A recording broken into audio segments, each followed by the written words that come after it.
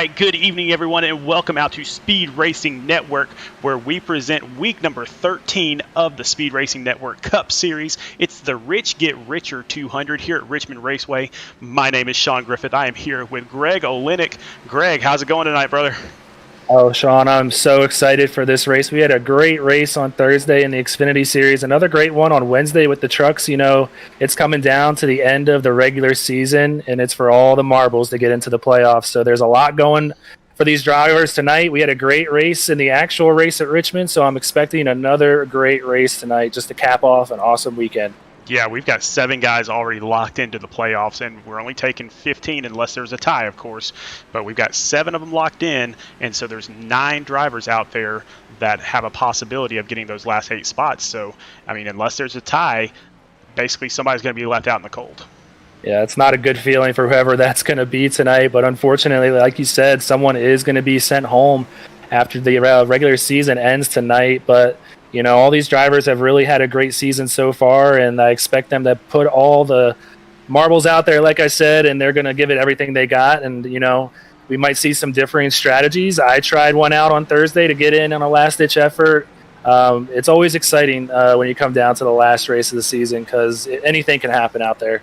Yeah, I've spoken to a lot of these drivers this week in preparation for getting into those playoffs and for other reasons as well. But man, all the ones that are down there by the cut line are all super nervous, and they should be. And we'll show you their standings here really shortly. But very, very tight-knit group there right on the cut line. So one bad move here, or even just an accident that you get involved in that's not even your fault, could not just end your race, but could end your entire season. Yeah, and we've been to a couple short tracks in the last couple of weeks, and we're going to be at another one here again tonight here at Richmond. 200 laps and no fast repairs. It's very easy to have your season end on something, you know, as simple as a spin out of turns 2 or 3 or 4. That's all it's going to take with no fast repairs. So these guys are going to be on edge all night and going to be really digging to get the track position out there to avoid those potential wrecks. But like I said, we had a really clean race on Thursday, so I expect these guys to really go out and do the same. These guys are the best that the league has to offer, and they're going to go out there and show us what they got tonight. Yes, they are. Now, if you haven't seen the Speed Racing Network Cup Series yet at all, well, number one, you picked an incredible race to jump in on. But number two, we do run for 20 weeks. So we've run 13 regular season, then we cut to the top 15 of the playoffs. That's tonight. We have fixed setups here, no fast repairs. So like we said, any damage at all, it is going to wreck not only your race, but possibly even your season. Our guys out here, they pay $15 a week to get in. They get some weekly and season-long payouts, which we'll talk about here in a second, but $1,000 for first place in the league. That's huge. Yeah, it is huge, and that shows just how hard these guys are going to be fighting for that last spot. There's about 8 guys that are still inside the cut, but, you know, anything can happen tonight, like we keep saying. And, you know, the one sitting outside, Damian Leininger, is going to be trying everything to get inside that cut to, you know, fight for that $1,000 first place prize. If you don't make it to the show, you're not going to be able to get that grand prize. So, man, I'm excited to get out there and see what's going to actually happen, who's going to get in, and who that one person is potentially that's not going to make it in the field, unfortunately. You know, like we said, we pay out per race as well as for the season long. Now, this is based off of 30 drivers here, so we've got fewer than that this time around. I think it's the last race of the regular season, so a lot of people just kind of bowing out because they're either already not in the playoffs or they're already locked into the playoffs. But first place $55, second place $35, third place $20. Fourth and fifth place get their money back. So always something to race for here at Speed Racing Network. Yeah, $55 is a nice little payday for these guys to come away with first place tonight. And, you know, $35 for the runner-up, not too bad either. Get your money back if you finish in the top 5, guaranteed.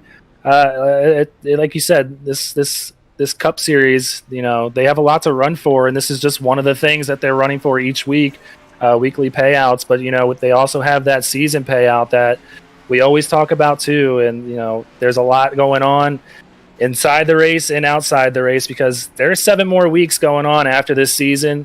The regular season's coming to an end tonight, but, you know, a lot of money to offer here. Definitely. Let's jump over into our season payouts, and go ahead, Greg, tell us about those. Yeah, I was just talking about him. We keep saying that first place winner is going to get a $1,000 prize.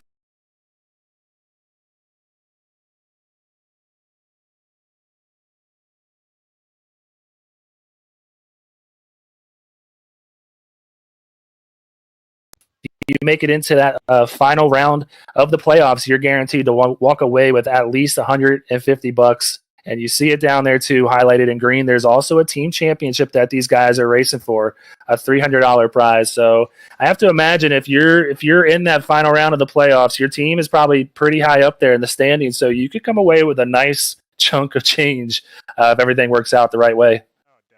There's a lot of money to be had out here, and especially if you're going for that team championship.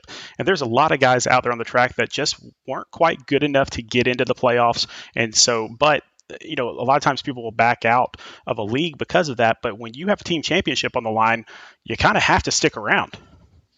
Yeah, that's why I'm kind of surprised to see the smaller field tonight. I get a little, perturbed when I see a lot of the teams are smaller than they usually are out there on track because, there is other things that these guys are racing for. We got the team championship, like we just said, and that could really affect the standings if your team is a little lacking in the roster during certain weeks. So, quite surprised to see. I mean, I guess it's the short tracks that we're seeing out there, but yeah, I'm surprised to see a little bit of a smaller field that we have tonight. Oh, that's all right. We're going to jump into it anyway, but let's talk about our Clean Driver Award because, man, when we get out there and we're racing and we're having a good time out there, there's definitely a lot of wrecking that happens. But if you're the cleanest driver in this league, you could potentially get a prize from Butt Kicker. Yeah, just another one of the awesome things this league has to offer. They take incident points per week into account. So, these are not cheap pieces of equipment. They run around about 180 to $200, with shipping and stuff. And if you just use that discount code down there at the bottom, SRN VS20, you can get 20% off your order. And, you can have as many of these things as you want. 1, 2, 4, 5, 6. That code can really, cut your bill down a lot. So take advantage of that if that is something that interests you guys. Oh, definitely. Go to that website and put in our code SRNVS20. I'm telling you, there are some great devices. It will change the way you race. But another thing that could change the way that you race is Kane Cook. Anytime you have a coach, it's a phenomenal thing because they see things that you can't see. But when you have a coach that races on the highest level of iRacing, it just takes it another step further.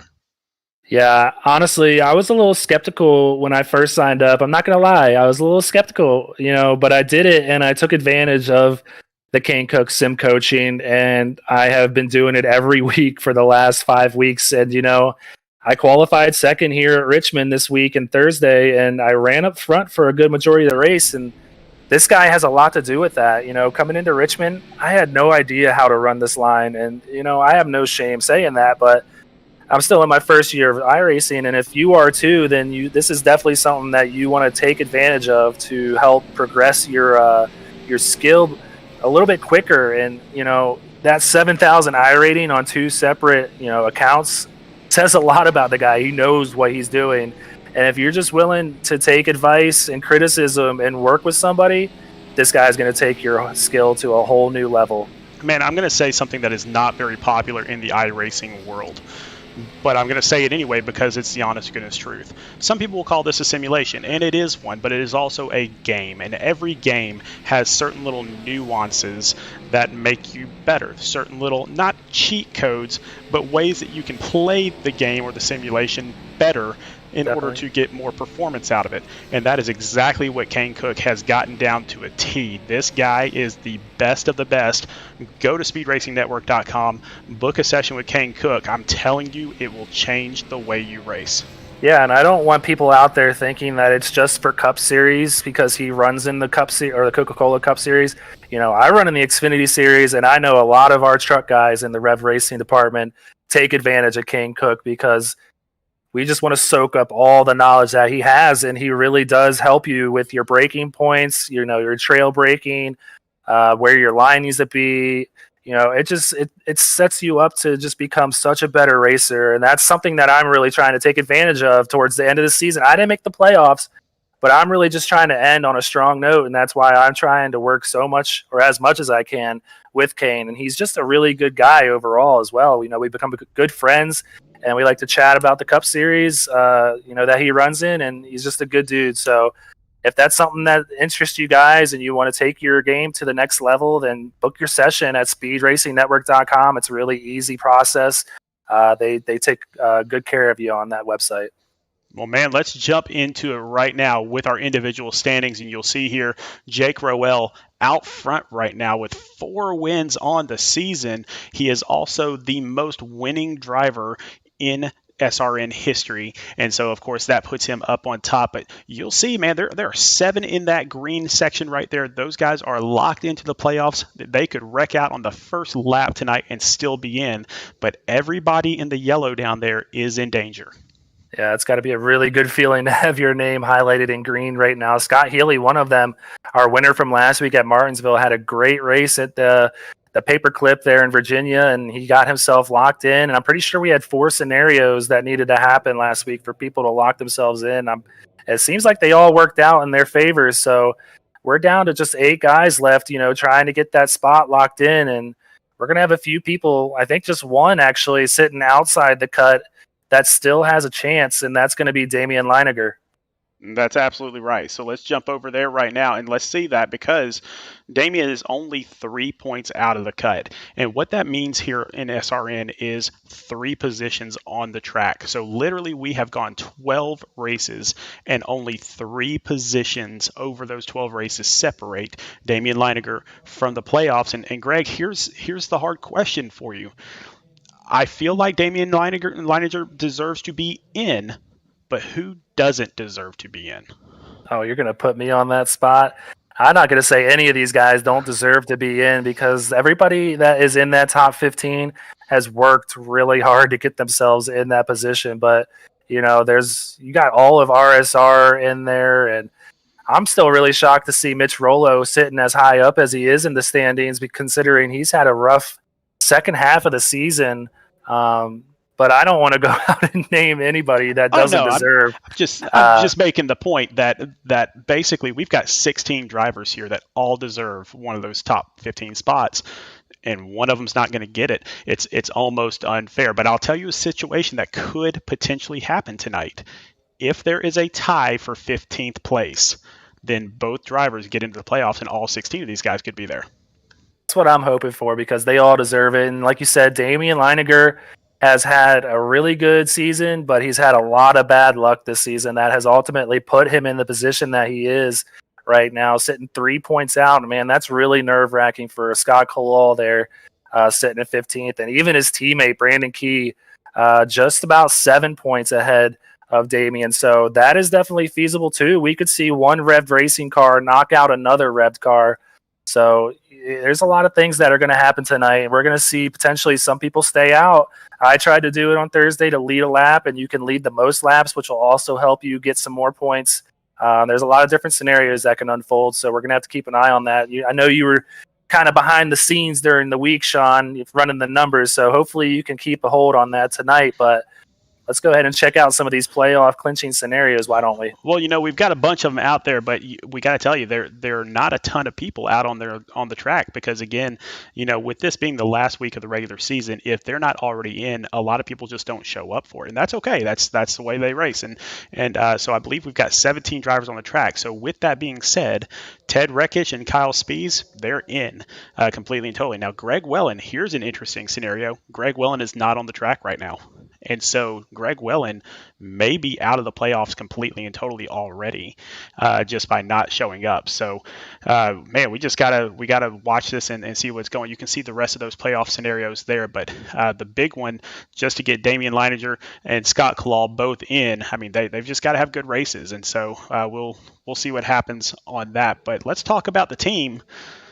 The Rowell Smith Racing team, they are way out in front in the team championship. They have just had win after win after win, 6 wins on the season. Filthy Five Motorsports coming up right behind them with 4 wins. They're back up there in second, but still just a couple hundred points behind.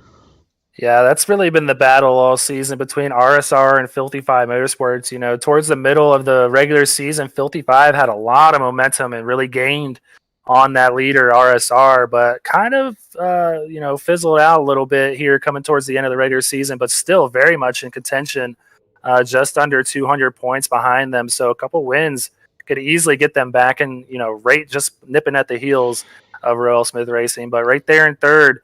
Team SRN still looking for that first win of the season, very capable of doing so. There are 3 drivers out there, and Rev Racing still surprisingly sitting at 0 as well.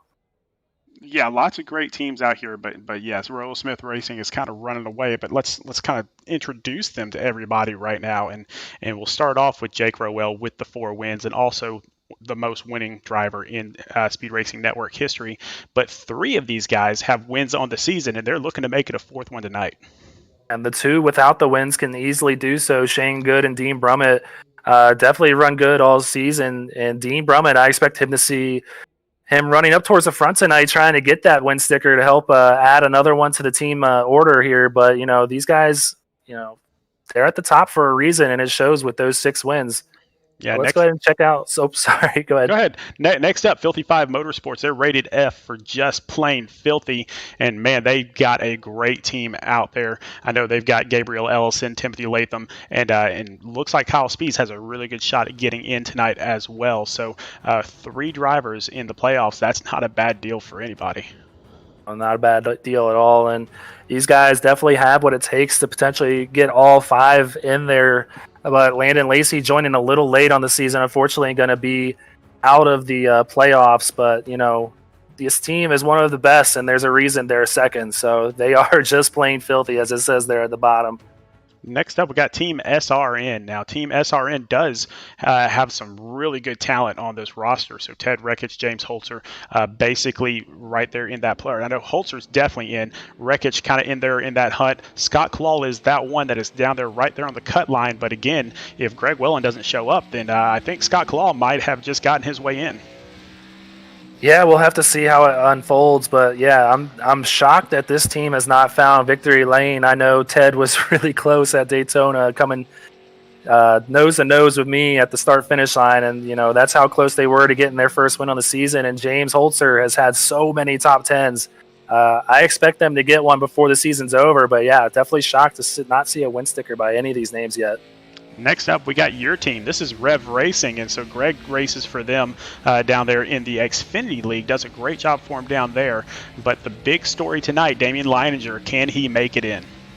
Yeah, he's going to have to really take care of that car to keep it running till the end, and I have to imagine with no Greg Wellen out there, he's going to potentially be able to do so, but we're going to have to keep an eye on exactly how it's going to shape out. Jordan Bain, not sure he's here tonight, and I don't think Adam Pettit is here either. But Brandon Key is one of those drivers that is working his butt off tonight to potentially stay above the cut line. They can't think that Greg Wellen not being here is just going to get them in. They still need to run well. Next up, we got Bronco Motorsports, and Bronco, another one of those teams, only has one guy on the track out there right now, and that's Austin Reedy, and Austin basically in the playoffs already as well. So yeah, just. Man, pulling up his team all by himself here tonight. Yeah, he's going to have to run well just, to keep the momentum up for Broncos. Chris Massey, probably a little busy tonight. So we talked to him a little bit earlier in the week and said he's just been a little bit busy this season. But, this is a great team here that has had a little bit of bad luck this season. So they're going to try to turn that around for the playoffs. Next up, we got R&D Motorsports, and out there on the track for them tonight, we've got Justin Boyles and Mitch Rollo. And again, you were talking about Mitch a little bit earlier, had a phenomenal start to the season, and then just kind of got into some bad luck in the last few weeks. But I think he's got his way into the playoffs, and then once he's in the playoffs, I think he's going to be a force there. Yeah, all the points reset once you get in the playoffs, so he can just forget about the regular season and move on and try to change that look around, and he's definitely capable of doing so, Sean. Don't have anybody for H2K Motorsports. We do have one driver out there for Tank Racing. That is Joshua Balliet. And so he's been racing with us here for about the past half season. Enjoy seeing him out there on the track. And so we'll see what he can do tonight with a smaller field. But that basically rounds out your entire roster here tonight. And again, really kind of a small turnout, but that might not be the worst thing in the world here at a short track. Yeah, it's not the worst thing, but, it really is surprising considering, we had a really great race on Thursday, and this track is just really fun. It's a short track, but it races kind of like, a middle-level mile-and-a-half track. It's very wide, and it's very fast, and it's an awesome track, and I'm a little surprised to just see not a lot of people taking advantage of it, and, there's a lot of people that aren't in contention to make the playoffs, but still, you can find yourself in that pay window, so... definitely something to pay attention to moving forward. We'll have to see if those fields get a little bit bigger during the playoffs. Well, I'm sure they will. And Jake Rowell out there on the pole position for Royal Smith Racing, leading the series, leading this race already. Damian Leininger, the guy that really needed a good race coming in here, I think he's going to work his way in regardless of what happens here tonight, but showing out for Rev Racing in second position. Yeah, like I said, he needs to get that out of his head. I hope he's not listening to you because he still needs to just focus on his race and do the best that he can, not thinking that Greg Wellen not being here is going to get him in. He needs to just go out there and perform, and everything will work out in his favor. But sitting in third, you got Gabriel Ellison for Filthy 5 Motorsports. And then right there in fourth, one of those drivers that I mentioned who I thought is going to have a really good race tonight, potentially getting a fourth different driver a win for RSR, is Dean Brummett there in the 25 machine. Yeah, Timothy Latham in fifth place. He's got some wins this season. Shane Good, one of those Royal Smith Racing drivers that needs a win just to kind of keep up with their team. Scott Healy up there in seventh for Royal Smith Racing. Brandon Key, he's had some bad luck this season, but still in that playoff hunt. And so tonight could be a good night for him. Definitely. And you got Austin Reedy there for Bronco, sitting there in ninth place. Justin Boyles, who was out at the IndyCar race at Barber today, sitting there in 10th for R&D Motorsports.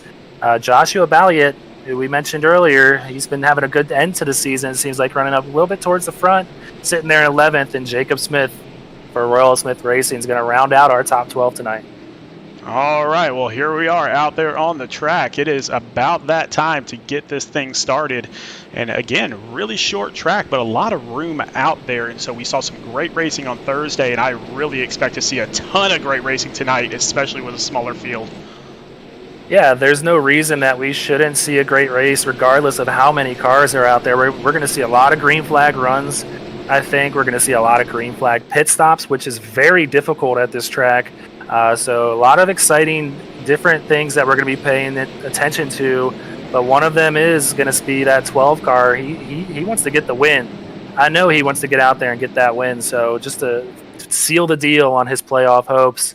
And kind of like a little iffy season that he's had so far. So who you taking, Sean?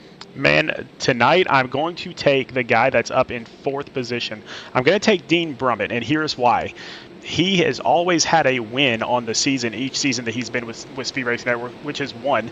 But he's a fantastic short track racer. I see Dean Brummett going to victory lane. All right, well, we're green here, and Jake Rowell's going to bring him to the line. And I'm going to get my pick in real quick. I'm going to take my home team, and I'm going to take that 12 car. Oh, wrecking in the back. Oh, wow. Yeah, that's Justin Boyles. That's Justin Boyles. No caution as he was in the infield, and he's going to be able to get it going, hopefully, here before the leaders get back around. They're in 3 right now. Yeah, it looks like we're still going to stay green. Jake Rowell with the lead. Damian Leininger lining up behind him just a little ways back, about half a second back there. Now we get our yellow flag, but it's not for Justin Boyles. I believe it's for Scott Healy. Whoa.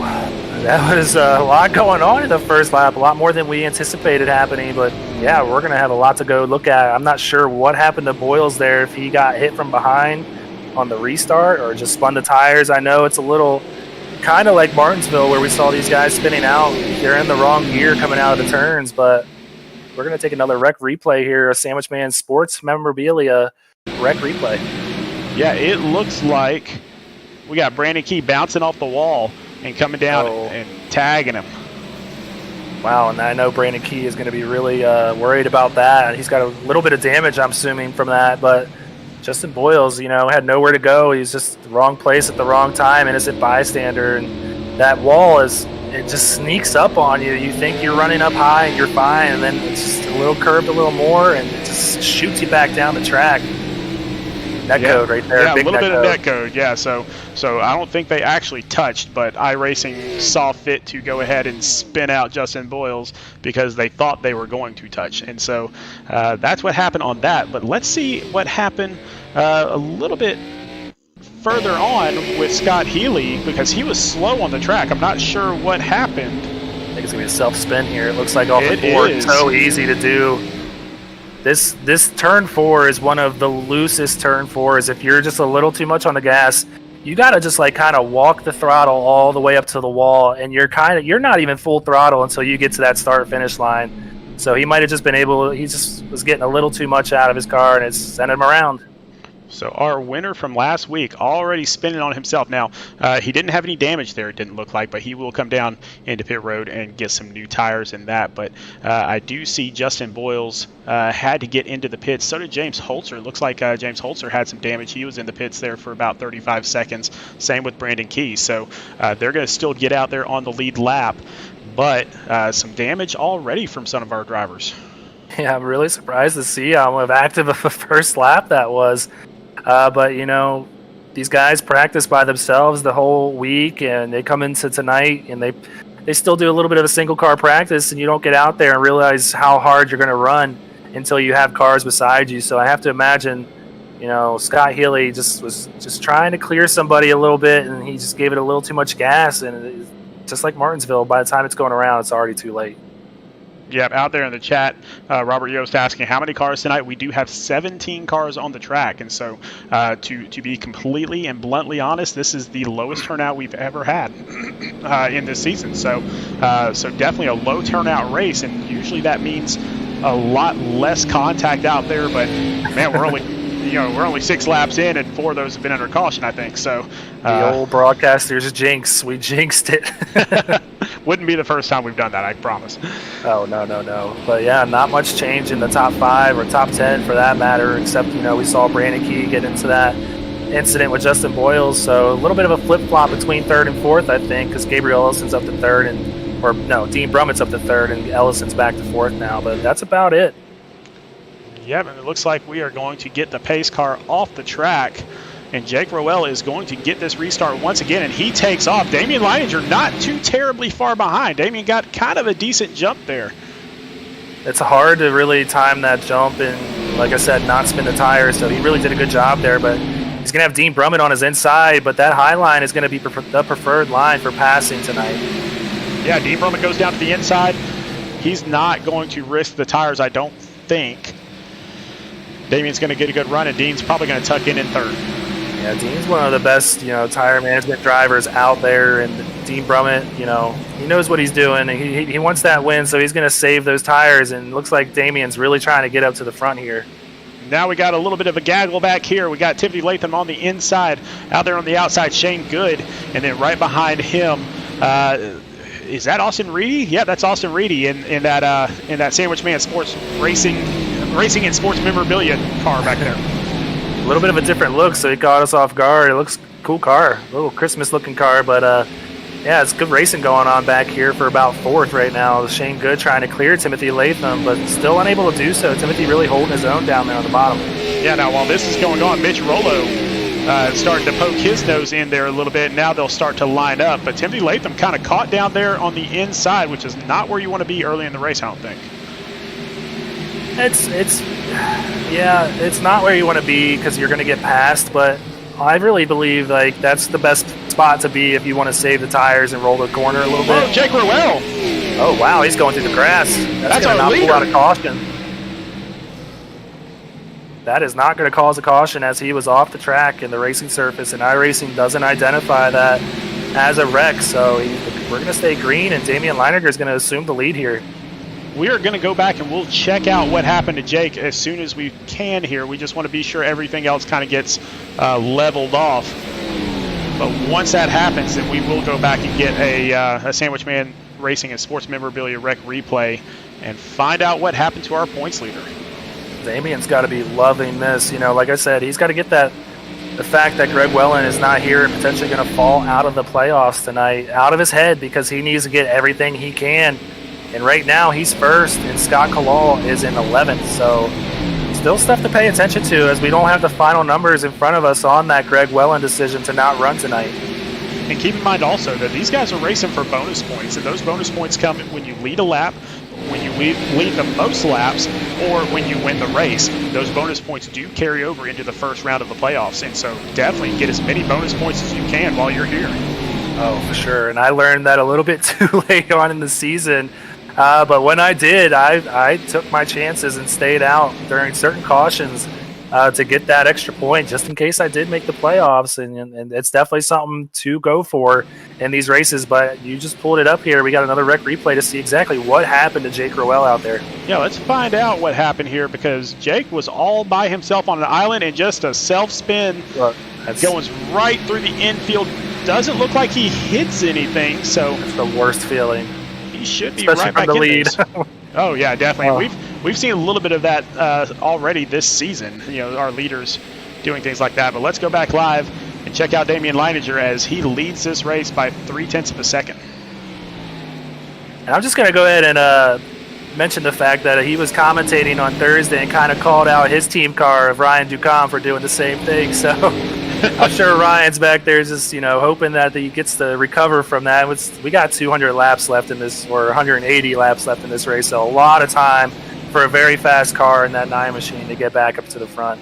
Oh, yeah, he's got plenty of time, but now everybody's starting to kind of spread out just a little bit. The closest race on the track is right back here. We got Scott Kalal, James Holzer, Ted Rekich, all three Team SRN back to back here. Yeah, they're going to have to really work together to, kind of stay off of Scott and hope to get him inside the cut as well. But James Holzer are going to just make it easy going on the inside here, just rolling the corner really well. He's going to set his sights on that 36 car of Kyle Spees ahead of him now. Yeah, I'm just kind of doing the math in my head here. And so last place here will get you 24 points. And so I'm going to run a few of the numbers here and kind of get a double check on this. But I do believe that does, yes, it does. It puts Greg Wellen out. Wow. And everybody else in. So basically, this race is not necessarily for the playoffs anymore. This race is now for some bonus points and for setting yourself up for the playoffs. For some good money, too. So there's a lot of these guys are going to be going for that. But I have to imagine that those guys on the cut don't realize that that's the case. Ooh, he's going to wash up here. The 84 really walked it up into the 5, but able to keep it going and keep it off of him there. These guys are really driving hard. They are still driving hard regardless of how many cars are on the track or anything else. So let's keep an eye here on you saw Scott Healy kind of get a little bit wobbly there out of that corner. This is a very loose racetrack when you get down to it. It is easy to overdrive these corners. Oh, very loose on both corner exits on 2 and 4. You could do easily just as much what the drivers you've seen on turn 4 on turn Mitch 2. Rowell. Oh, where'd he go? Did he just? I think he blinked out. Oh wow. Oh, that's a little interesting. He may have. Lucky for him, yeah. He may have throughputted. Oh goodness. I'm not seeing it show up yet on my iRacing feed, but I haven't seen him come back yet. It's showing him as a lap down on our ticker in last place, so I have to imagine that's what happened. And typically, and ladies and gentlemen out there that are watching, if you don't know what a throughput is basically where your internet goes out to the point where you can't race anymore. And that may have been what just happened with Mitch Rowell, because he just disappeared from our screens. So I'm sure he's going to be sweating bullets, not realizing the whole case going on with Greg Wellen. I'm probably going to see him come back, I would hope, to maybe get some lucky dogs and get back on the lead lap. But you can lose a lap here very quickly at Richmond Raceway. But we got a good race going on here, and James Holzer in 10th place is going to be sneaking up on these guys that are battling for 8th, and we're going to have a 3-way battle for 8th coming up here. Yeah, Jacob Smith, our winner from a couple weeks ago, and James Holzer again. I mean, just he is up there in the standings, but man, he would love to end this season off with a win. And Sean not to cut away from this awesome racing we're seeing back here, but up towards the front, we got a battle for the lead. Dean Brummett is on the bumper of Damian Leininger. Yep, Damian coming up on lap traffic now. So Justin Boyles is right in front of him. And so we will be seeing that battle happen shortly. And we're going to see which way Damian decides to go and which way Dean decides to go here shortly. Yeah, I have to imagine this late into a run, it's going to be a little hard for Dean to pass on the outside, but, it's really easy to defend that position on the outside. So curious to see what line Damian decides to take. Right now, it's looking like he's going to keep that bottom line, try to keep those tires close to that yellow line, running a little bit up from it. Yeah, you can see Dean get right up kind of as close as he can to that bumper of that Griffith CPA firm and that next Diag car of Damian Leininger right in front of him there. But Dean is a very, very patient driver. He is not going to force the issue until the end. He's just kind of stalking his prey right now, not wanting to push the matter, but wow, he got really loose out of 4 right there and had a good save. And you see Damian get a little bit of a gap on him here, but Dean is really rolling the center of the turn really well, but Damian's able to get off the turn really well too. So a little bit of a side-by-side battle here, seeing Jacob Smith fall back a little bit. He's already back to 11th after we saw him battling for 8th earlier. Yeah, and you got to ask yourself, at what point with these long runs and this few cars on the track do you start thinking of pit strategy? Because, man, it came down to some pit strategy for you yourself on Thursday night where you were just about 5 or 6 laps short of pulling off an incredible win.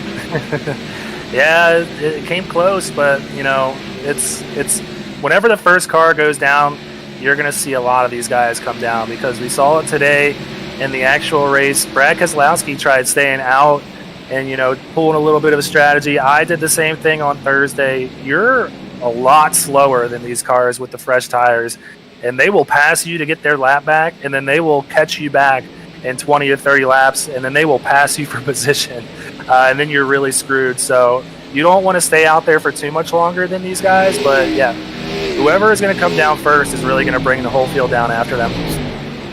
Man, we got a battle up here for second place. Here comes Gabriel Ellison trying to take second place away from Dean Brummett. We've seen Dean Brummett get really loose last few laps, and that's allowed Gabriel to just jump right up in there.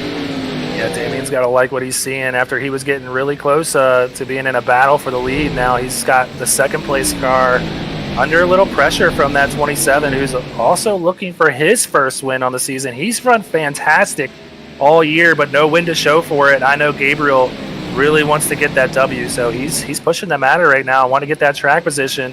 So we got 3 guys up front, 4 with Shane Good just behind them in 4th that want to get that first win on the season.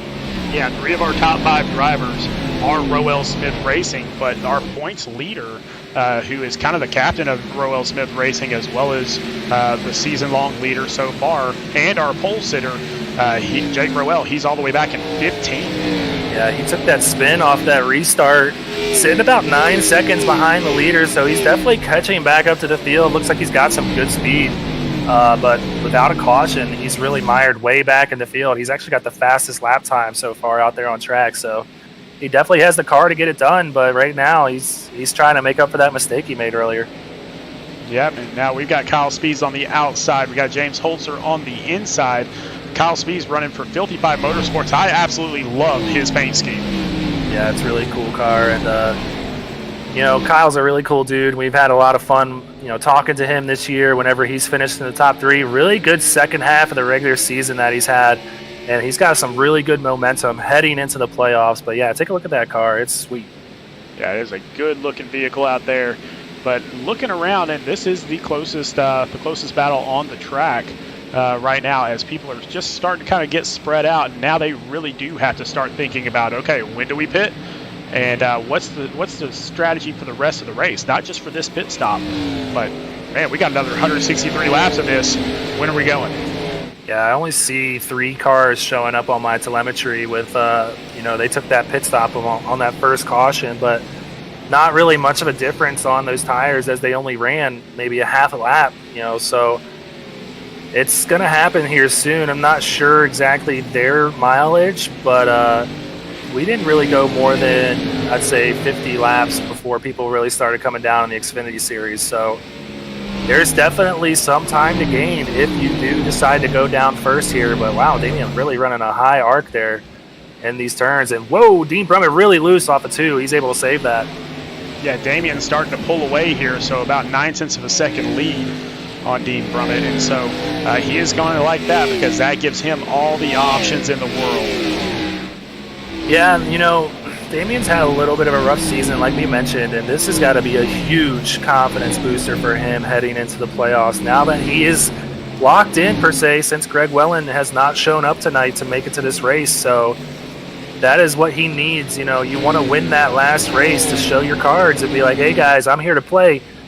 You know, winning at Richmond is no easy feat, so he's putting on a good show right now, but he's going to have some trouble here if this 27 car can get by Dean Brummett running this low line. Dean Brummett's going to get a really good high run off of the turn, and he's going to be able to stay right beside this 27 car for a good battle here for second. Yeah, but while they've been racing, Shane Good and Scott Healy have introduced themselves into the top 5 and introduced themselves into this race, and now Shane Good is just trying to figure out which person do I follow, my teammate or the guy that might be just a little bit faster. Yeah, and then you got to think, you know, that 24 might be a little faster than both of them. He probably wants to stick his nose in the middle right there. But before long, they're going to have Timothy Latham just behind them, and these are all real heavy hitters here on the season, so great racing back here for second. But Damian Leininger's got to love what he's seeing. Yeah, and all of a sudden, Dean Brummett decides to come alive and start to pull away a little bit. Well, we've said it before. Dean knows what he's doing with his tires, and he's been getting a little loose off the turns, but I think everybody has in Richmond, so I have to imagine that Dean is still saving his stuff a little bit, but really running a high arc. He's kind of following the leader's line and just trying to find speed on the track right now, and he might be catching up to the leader right now a little bit. The last lap, yeah, he ran about 0.06 of a second faster, so they're just about matching their times. But yeah, he was about 0.3 faster than that 27 machine last lap, so he really stepped on the go pedal. Yeah, he decided to go ahead and take off, but now we got to look at Scott Healy and Gabriel Ellison side by side. Actually, right there behind. Now they've lined right back up as soon as we cut to them. Yeah, we speak about confidence and momentum a lot, and we have to imagine that the 64 is feeling really confident after a really awesome win last week. He was able to move James Holzer out of the way after really saving his stuff for the end run at the paperclip, and he just really put his car in the right position at the right time last week, and right now he's trying to do the same thing. I mean, I got to tell you, that move, just kind of moving Holzer out of the way, that is a tough move to pull off on a short track without spinning somebody. Mm-hmm. And so he did he did a great job getting the move, definitely, but just not completely wrecking somebody at the same time. And Holzer knew it was coming. You saw him kind of move down, just to defend his line, and Healy was right on his bumper out of 4, and he knew that he was faster, and that's what he had to do. James Holzer did what he had to do, and Scott Healy did what he had to do, and that was kind of move him out of the way. Otherwise, Holzer was just going to coast to a victory. It's really hard to pass at that track, and he did it to perfection. Back up front, Damian Leininger, 1.75 seconds ahead now, so he is just on cruise control right now. And so he's just waiting for the first person to go ahead and take the dive into pit lane. But he's starting to kind of track down Justin Boyles a little bit too now. He can pass Justin Boyles quickly, and then he can put some more distance on the rest of the field. I'm not going to lie. If I was at A car right now seeing that leader bear down on me, I would try to be the first one to go down pit lane and make up as much time as you can to keep yourself on the lead lap. But man, Damian Leininger really having a tough time. It looks like he's blinking a little bit, so hopefully his connection able to keep up. But yeah, I'm looking at my my events feed right now on my iRacing, and Mitch Rollo did blink out, and he has not come back. He's 27 laps down right now. Yeah, but good news for him, because Greg Welland did not show up tonight. Mitch Rollo is in the playoffs, and so that is a life-saving thing for him, and now he can start fresh and then come back next week and go for it. Could you imagine, though, if Greg Welland did show up this week? Man, I would be sick as a dog if I was Mitch Rollo, just knowing. But luckily for him, he showed up today, and he's going to get those last place points, which is about 24 points, I believe you said. And that's going to be able to get him into the show for next week at Talladega. Yep, up front now, so 2.28 seconds now. So, I mean, that lead just keeps on expanding and expanding. And I think these guys behind him, Dean Brummett, Gabriel Ellison, Scott Healy, Shane Good, I think they're starting to kind of think, maybe we just need to kind of cool down a little bit, save our stuff a little bit more, and maybe we can catch this guy at the end.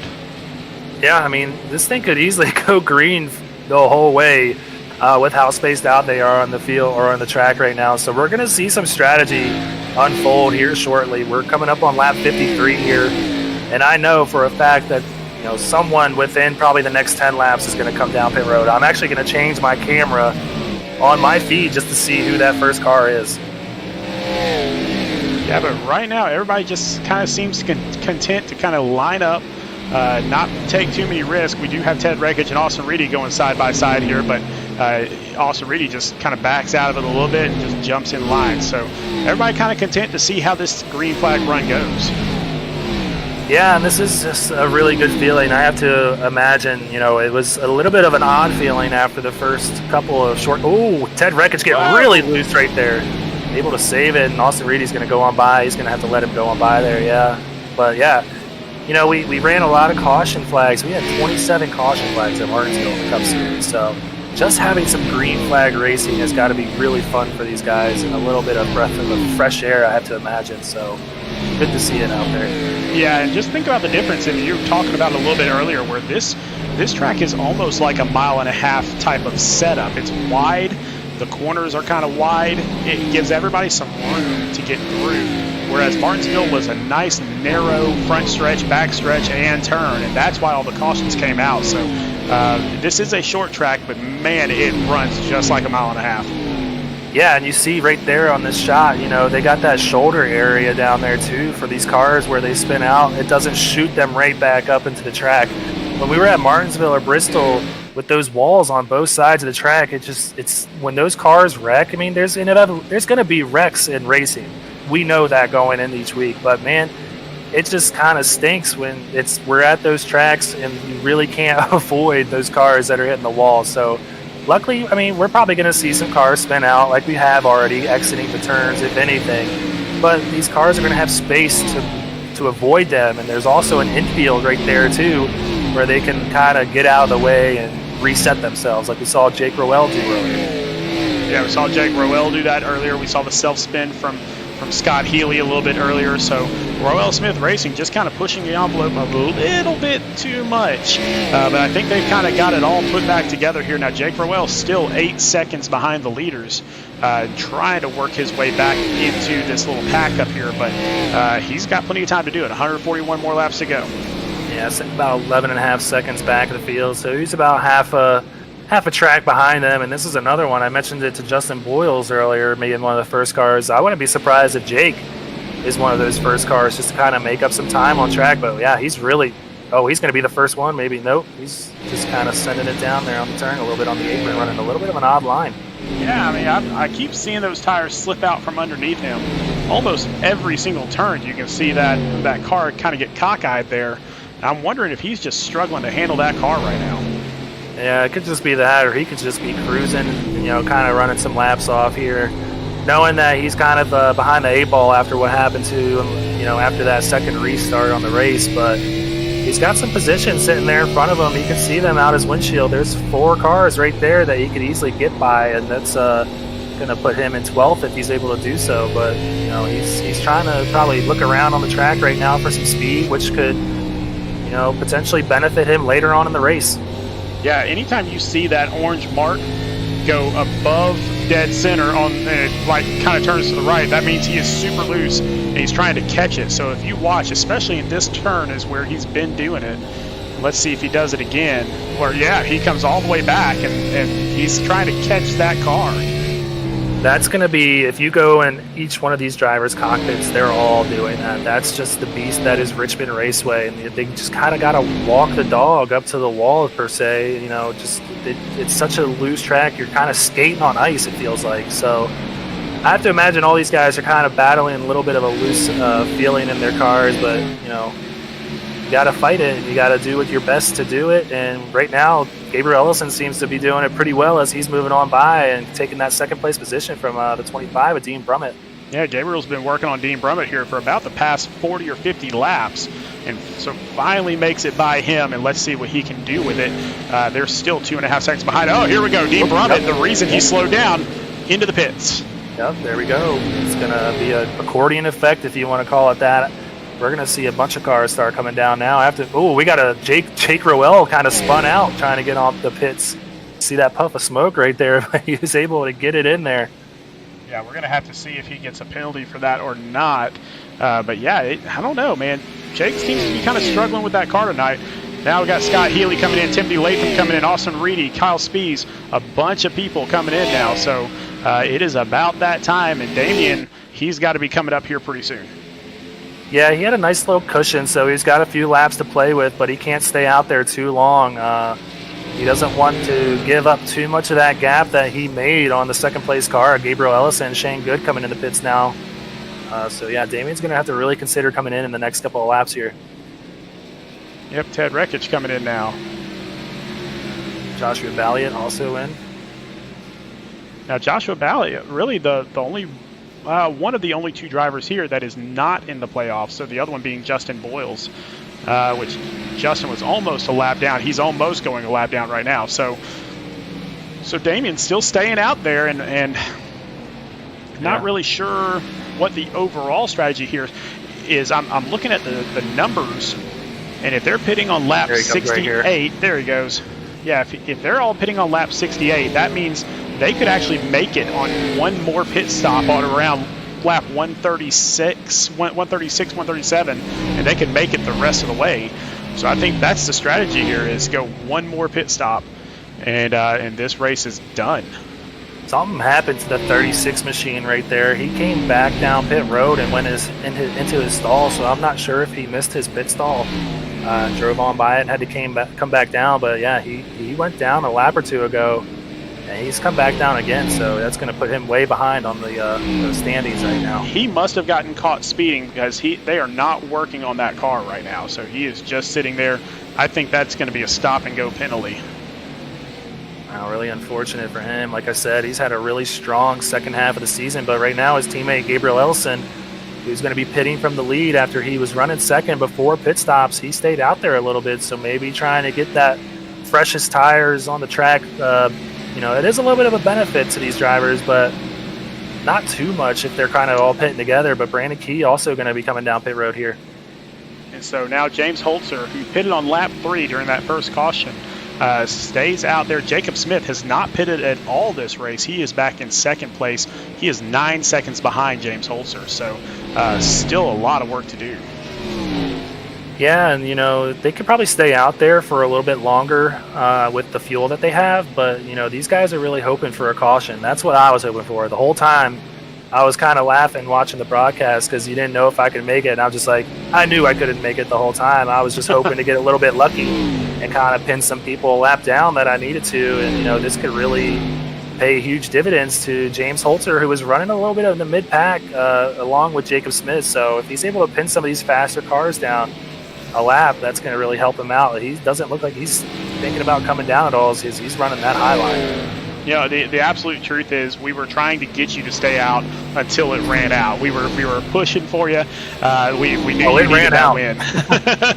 I was puttering down the pit lane. I gave it all that I could, and I wish I would have thought about clutching the turns a little bit, but man, I was just really hoping to get a little bit lucky considering the cautions that we had a little bit earlier on in the season in the short tracks. But nonetheless, it was an exciting race, and I really put all of it out there, and it didn't work out in my favor, but still, nonetheless, like I said, great race and a great win by Zachary Taylor. Definitely. Now, James Holzer has a 10-second lead right now over second place Jacob Smith, and so it's just a matter of when both of these guys decide to come in. Justin Boyles also has not pitted on this cycle just yet, and so we'll wait to see when that happens. But Dean Brummett has worked his way back onto the lead lap. Damian Leininger not worked his way back on the lead lap yet, so kind of interesting. Damian came in about 4 laps later and is still a lap down. Yeah, he's lost a few spots. He's about 4th or 5th in those cars that have pitted right now, and like we said, James Holzer, he's going to have to really – he's made his bed at the moment right now. You see how much faster these cars are. Damian about to get past him right now. They're about a second to 1.2 seconds faster than James Holzer. So James is losing a lot of time right now, but still, he could easily get that caution that I like to jinx into existence every now and then and really help him out in the standings right now. Because he, like I said, was running about 7th or 8th before pit stops and seemed to not have a first place kind of car, and he's trying to change that strategy up and get himself up there in clean air, and right now he's going to come to the pits.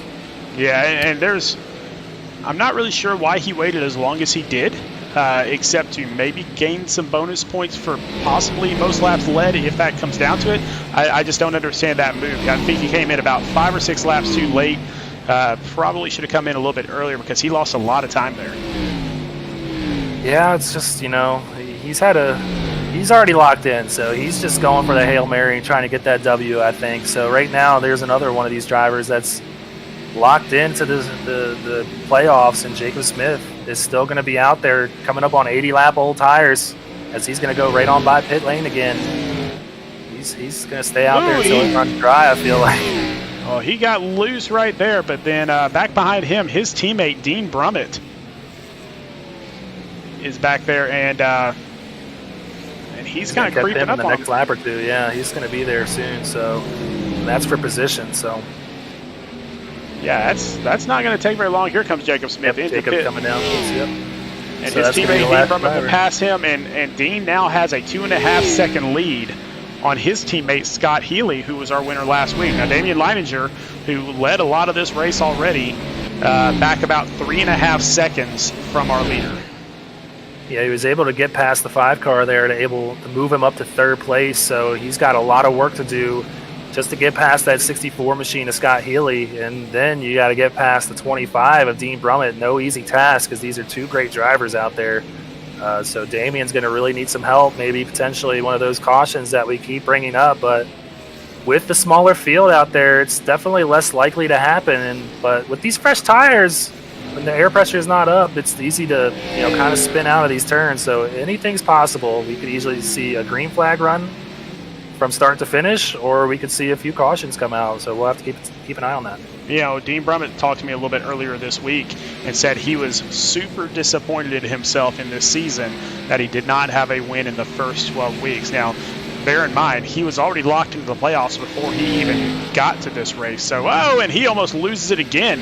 But he was already locked into the playoffs here. And so that just shows how consistently near the top he has been this series because he was already locked in. I think he was even locked in last week as well. He's just dirt tracking that thing off of each of these turns. He's trying to get everything in as big a lead as he can right now, but that's the thing. When you get fresher tires, you're so much faster. You're in the throttle a lot earlier coming out of these turns, so it's very easy for that car to kick out on you. When you get a little bit later on in the run with those older tires, you're getting into the throttle a little bit less, and you don't have as much of capability of spinning it out, as you're kind of on the straightaway already when you're getting into that throttle. But yeah, he is hanging that rear end out there. Yeah, he is definitely fighting that car. That car just wants to come around on him every single time. We've seen a couple of Royal Smith Racing drivers already do that tonight, so he does not want to be the third. Yeah, to kind of go back on what you were talking about, him being a little bit disappointed in himself, that just goes to show you the competitor that Dean Brummett is. He expects himself to go out and win. He knows what he's got, and he knows that he can do it each week, but the talent in this series is way up there, so he's had to kind of reset himself this season and kind of just build his momentum towards this race. And right now he has this race in his hands. If he could just keep that position, he's going to come away with the first win on the season. Yeah, going back towards let's do this. Let's do a quick rec replay here and see what happened to Jake Rowell as he tried to come into the pits. It doesn't look like he got a penalty for this because he's out there on the track still in the lead lap. But let's see if we can't figure out what happened here, Jake. Might have been a late decision to come down the pits, but yeah, he just loops it again. Or he might have just wrecked and been like, "Hey, the pits are right there." So I'm already angled that way. Let's go there. I meant to do that. Yeah, it was on purpose. I promise. So Dean Brummett still leads this thing.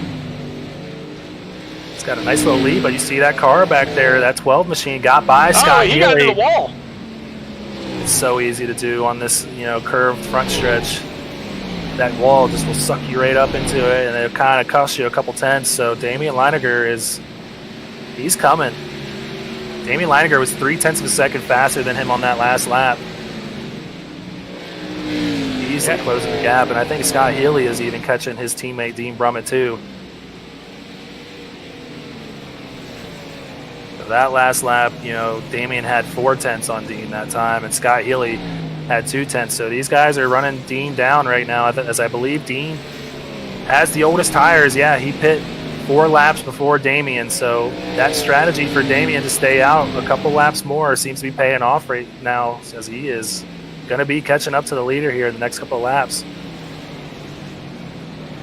There he is. So that is your distance between first and second place. I mean, there's only 4 laps difference on these tires, but Dean is just struggling, man. Catching him is one thing. Passing Dean is another thing. So we're going to have to see how hard Dean really fights to keep Damian behind him. If he just kind of lets him go, we'll have to see. But, yeah, I'm hoping that Dean is able to keep that thing straight, as he is just hanging that thing out there like a dirt car each time coming off the turns. He's getting it. He's gonna try to stay on that high line to defend the 12 car, Damian Leininger. He's going to be hard for Damian to get a good run off the turn, but able to stay up beside him, try to get a good roll through the center here. And Dean's going to run a high arcing turn and really get on the gas and try to stay beside the 12, but I think Damian's going to clear him. Yep, and so Damian is going to retake that lead, in the process putting Justin Boyles a lap down.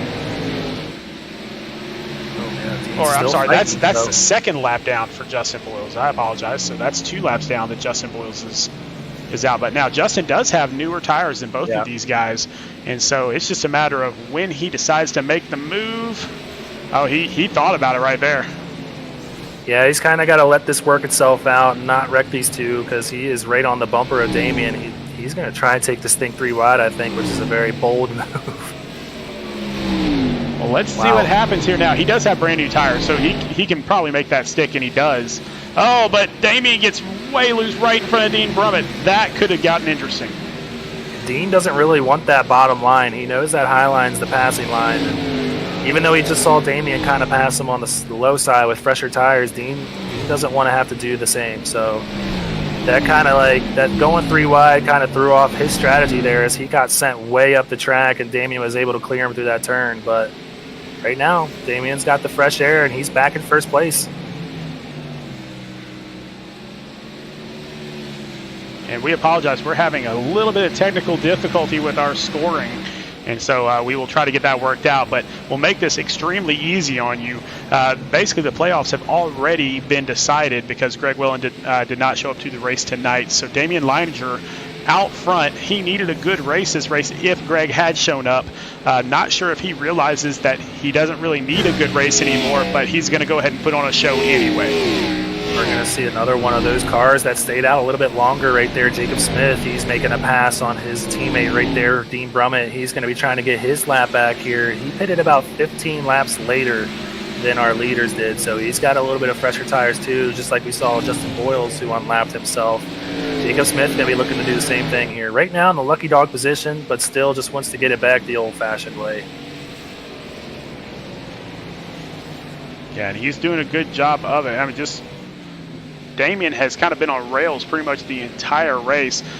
In contrast, another one of our great drivers, Dean Brummett, just has been all over the place here for the past few laps, really struggling hard.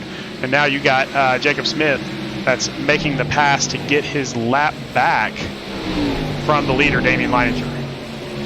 I think one of these cars that we're going to be paying attention to here shortly is one that's moving up through the field in that 7th place position, the 42 of James Holzer.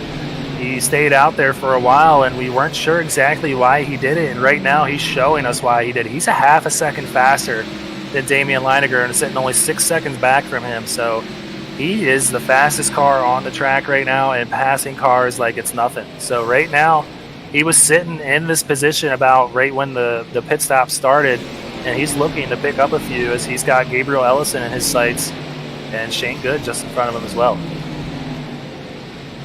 Yeah, he is on the move. And now, I mean, we're more than halfway through this race. And again, that first run was about 66 to 68 laps, depending on when you pitted. Some people actually made it. James Holzer made it all the way to lap 78 before he pitted. Jacob Smith made it all the way to lap 80. So some of these guys, they could make it once we hit about lap 130 to 135. So not too much longer until we get into that window. Yeah, and this is what we expected to see with the smaller field. We're coming up on about a 100-lap green flag run here.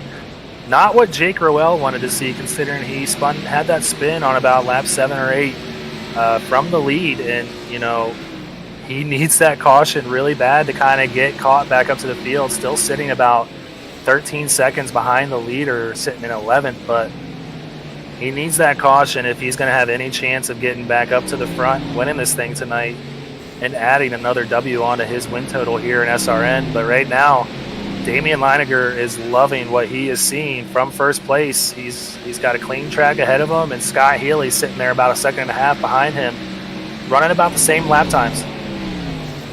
Yeah, and again, this is just a matter of maintaining for Damian, and we kind of said that he shouldn't stay out too much longer after. And Dean Brummett into the wall again.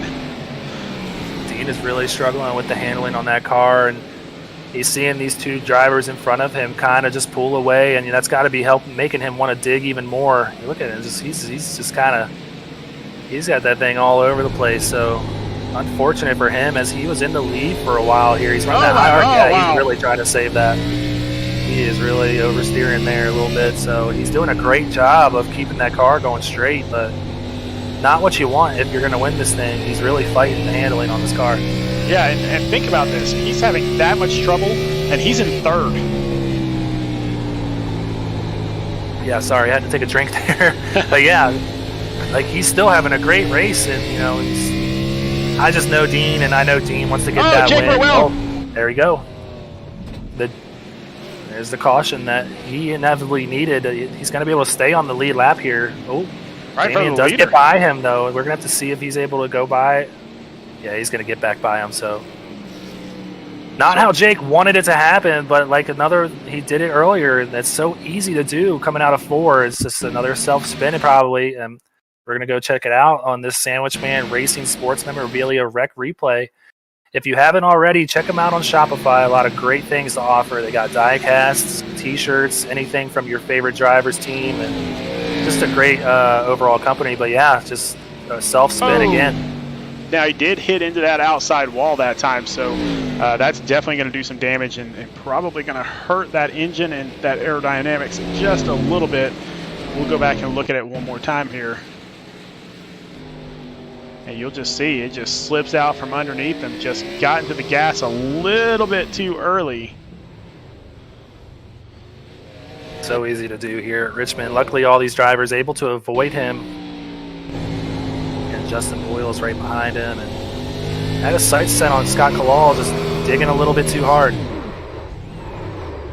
Yeah, you just saw that wheel just slip up, and that's all it takes. So we will go back live, and everybody comes down pit road except for Justin Boyles, who wants to get his lap back. And so everybody coming out of the pits now. And Dean Brummett behind Damian Leiniger once again. Yeah, besides Mitch Rollo, who we saw blink out of the race, who's sitting 88 laps down, Kyle Spees is going to be the only car on track that is not a lap, or that is a lap down, sitting 2 laps down after, I believe, what was a speeding penalty on pit road. So he's going to be hoping for a few more cautions here to get himself back in contention for a nice payout tonight. Well, now that we're stacked back up together, of course, everybody's on new tires, so we're hoping that they have a little bit more grip. But now that they're stacked up together, the saying goes, cautions breed cautions. Yeah, and you see it right there. Jake Rowell is at the front of the field right now, who was involved in that caution that just came out. And because he was involved, even though he was not a lap down, he is mired a lap down right now, sitting behind that pace car. So, oh, no, he just went down the pits. I was thinking he was just going to take a wave around sitting at the front of the field. But, yeah, he's going to come down pits to get some 4 fresh new tires. Yeah, he might need to get a little bit of damage repaired there too, but we will keep an eye on him and see where he comes out. But we're going to take a look and see if we can't get Damian Leiniger up here in the booth. Really he might quickly. like what you have to say to him. Are you going to tell him, Sean? You know what? Maybe I should. Maybe I shouldn't. Hey, Damian, this is Sean and Greg up in the booth. How's it going, buddy? How's it going, guys? Man, it is going really, really good. We're watching you race out there. We're having a good time with it. I got to tell you, every time you and I have talked in the past couple of weeks, it's been because you're unhappy with how I post the standings and how you're below the cut line. But I got some news for you here tonight, buddy. Greg Welland did not show up for the race tonight. You are in the playoffs, sir. That's awesome. I found out right as qualifying ended. One of the guys messaged me and said that Greg wasn't in and we'd make it, but I didn't want it that way. I wanted to go out there and prove that I deserve the spot. So hopefully we can finish this deal off. It's been pretty solid so far, but we'll see. You got some strong guys right here, and you can never know with this. We're just outside of fuel window, so who's going to be able to stretch it and who's going to short pit it? It's going to be interesting. Well, buddy, good luck to you the rest of the way. We'll let you get back down to it, but man, bring it home. There you go. He already knew, but still digging out there to prove to everybody that he deserves to be there, and he's definitely done so far. He's had to have led a good amount of laps, about 100 probably so far. Not too sure on the number, but he is dominating this race. Yeah, and we'll see if he can get right back to it as pace car dives off. Damian Leiniger gets that restart. He goes way low while everybody else stays a little bit higher, and he is going to take off and get a good lead coming down in the corner. He's going to be hoping that those two team cars, 25 and 64, battle it out for a good while, because we've seen it when they go side by side for a good minute. He's going to be pulling away, but yeah, that's still showing caution now. It's not caution. But yeah, we are definitely under green flag conditions. But Timothy Latham, we are yellow now. Now we are caution. On the front stretch. Oh, got a little bit of contact here. That's Jacob Smith. Brandon Key also slow right there on the inside. Let's go back. We're going to have our fourth caution of the night. I believe it's the fourth. I don't know. I think it's the third. I'm not too sure, but we're going to take another look at this track replay here, brought to us by Sandwich Man Racing Sports Memorabilia. Again, just another issue where cautions, precautions, and again, another Rowell Smith Racing that just goes for a spin. Now, Brandon Key did the same thing in front of him as well, but still, just Rowell Smith Racing getting into the gas a little bit too early, it looks like. Now, one of my favorite terms from back in the day when they were road racing was synchronized spinning, and that's what it looked like right there. Brandon Key and Jacob Smith kind of spun at the same time. You see both of their tires kick out, and Kyle Spees is probably nowhere to go, or he was just slow. Yeah, I think he was just slow, trying to avoid it there. So no cars getting into them. So both these drivers are going to be able to keep on with their fenders intact. They're going to come down and get 4 new fresh ones after burning them up a little bit there. Yeah, a little bit of contact out there, but for the most part, everybody out there on the track is going to just kind of hang out and do that. But good news for Kyle Spees, he's going to get a lap back. And something to pay attention to with those two drivers coming down to pit road right there. We just heard from Damian Leiniger. They were sitting just outside their pit window, so this could be a race-winning strategy by these two guys. I'm not too sure if they'll make it from there, but something to pay attention to as we got about 83 laps to go. We saw, I believe, Jacob Smith go just about 80 laps on that first run, so we're going to have to pay attention to that. Yeah, and they could stretch this out. It would take a lot of saving on a short track. That's tough to do. But, I mean, these are the best of the best. And we saw it on Thursday with me out there towards the end of the race. I was getting eaten up by those fresh tires. It's such a big difference in time when you got those fresh tires compared to, say, 70, 80 lap old tires. So if this thing does stay green, it's going to be hard for those two to kind of, stay out there, save the gas, and keep the lead all at the same time on a short track. So definitely some storylines unfolding, some different strategies potentially, but mostly I believe that was just them coming down to get 4 new fresh ones after going for a slide there. Yeah, once again, we do apologize for the technical difficulties that we're having, guys. So our scoring that is on the monitor is just slightly behind what is actually out there on the track, but we will keep you informed on everything that is going on, and hopefully this thing kind of catches itself up shortly. Well, Sean, since we still got a few more laps, we see those lights on the pace car. Let's go ahead and do a rundown of our top 10. And we're looking at our leader right now, that 12 machine of Damian Leiniger. We heard him earlier. He knew coming into this race, but just after qualifying, that he was in the playoffs. He was sitting out. Coming into this week, he's in it. So he's just trying to prove to these guys that he deserves to be there. He's our leader right now. Dean Brummett is going to be in second in that 25 car. Just behind him, his teammate, last week's winner, Scott Healy, in that 64 Quick Creek car. And then fourth place, the first Filthy 5 car we're seeing on track right now, Timothy Latham in the 5, and Shane Good, another Rowell Smith racing car in that 24 machine, sitting in fifth. Austin Reedy, the lone Bronco Motorsports car out there, making a good run here tonight as well as on the season. Gabriel Ellison was up in second place there for a while, but back here in seventh now. And then we got the Team SRN, the entire crew. So Ted Rekich in seventh, Scott Kalal in eighth. I'm sorry, Ted Rekich in ninth. I'm sorry, Ted Rekich in eighth. Ooh, I can count, I promise. Scott Kalal in ninth, and James Holzer up in 10th. And so that's the entire Speed Racing Network, or Team Speed Racing Network crew. But it looks like the pace car's lights are off, and they are going to come around turns 3 and 4. The pace car will dive off, and then Damian Leininger will once again get our restart. Yeah, he's going to try and get another good jump like he did last time, but keep the car. He's going to take a real big jump right here. He's off to the races, if you want to say that. But, man, Dean Brummett's going to try and clear. He's going to be able to clear his teammate, and they're going to be side by side for fourth. Shane Good's going to be battling Timothy Latham for fourth place. Yeah, and we're going to definitely have some racing back behind. You can see all these cars lined up side by side, and usually that causes trouble here because cars get so loose on the turns. That 42 is digging. He is probably the one that did not want to see that caution come out, as he was a little bit off strategy. 2 cautions ago, he had about 20 lap fresher tires in the leaders and was definitely moving up through the field, but now they're all kind of on the same set again, so he's going to have to really dig here to pass these cars and get up towards the front. But right now, a really good battle for fourth, Sean. Yep, we got Shane Good on the inside, Timothy Latham on the outside. Timothy Latham started off this season with 2 wins in a row. Shane Good still has not found his first win yet, but he has constantly been up here in the top 5 or 10. So making a good run at it tonight. You know, the joke coming into tonight was which one of the Rowell Smith Racing crew is going to win it tonight? Is it going to be Shane Good or Dean Brummett? And Jake Rowell himself said, nah, it's me.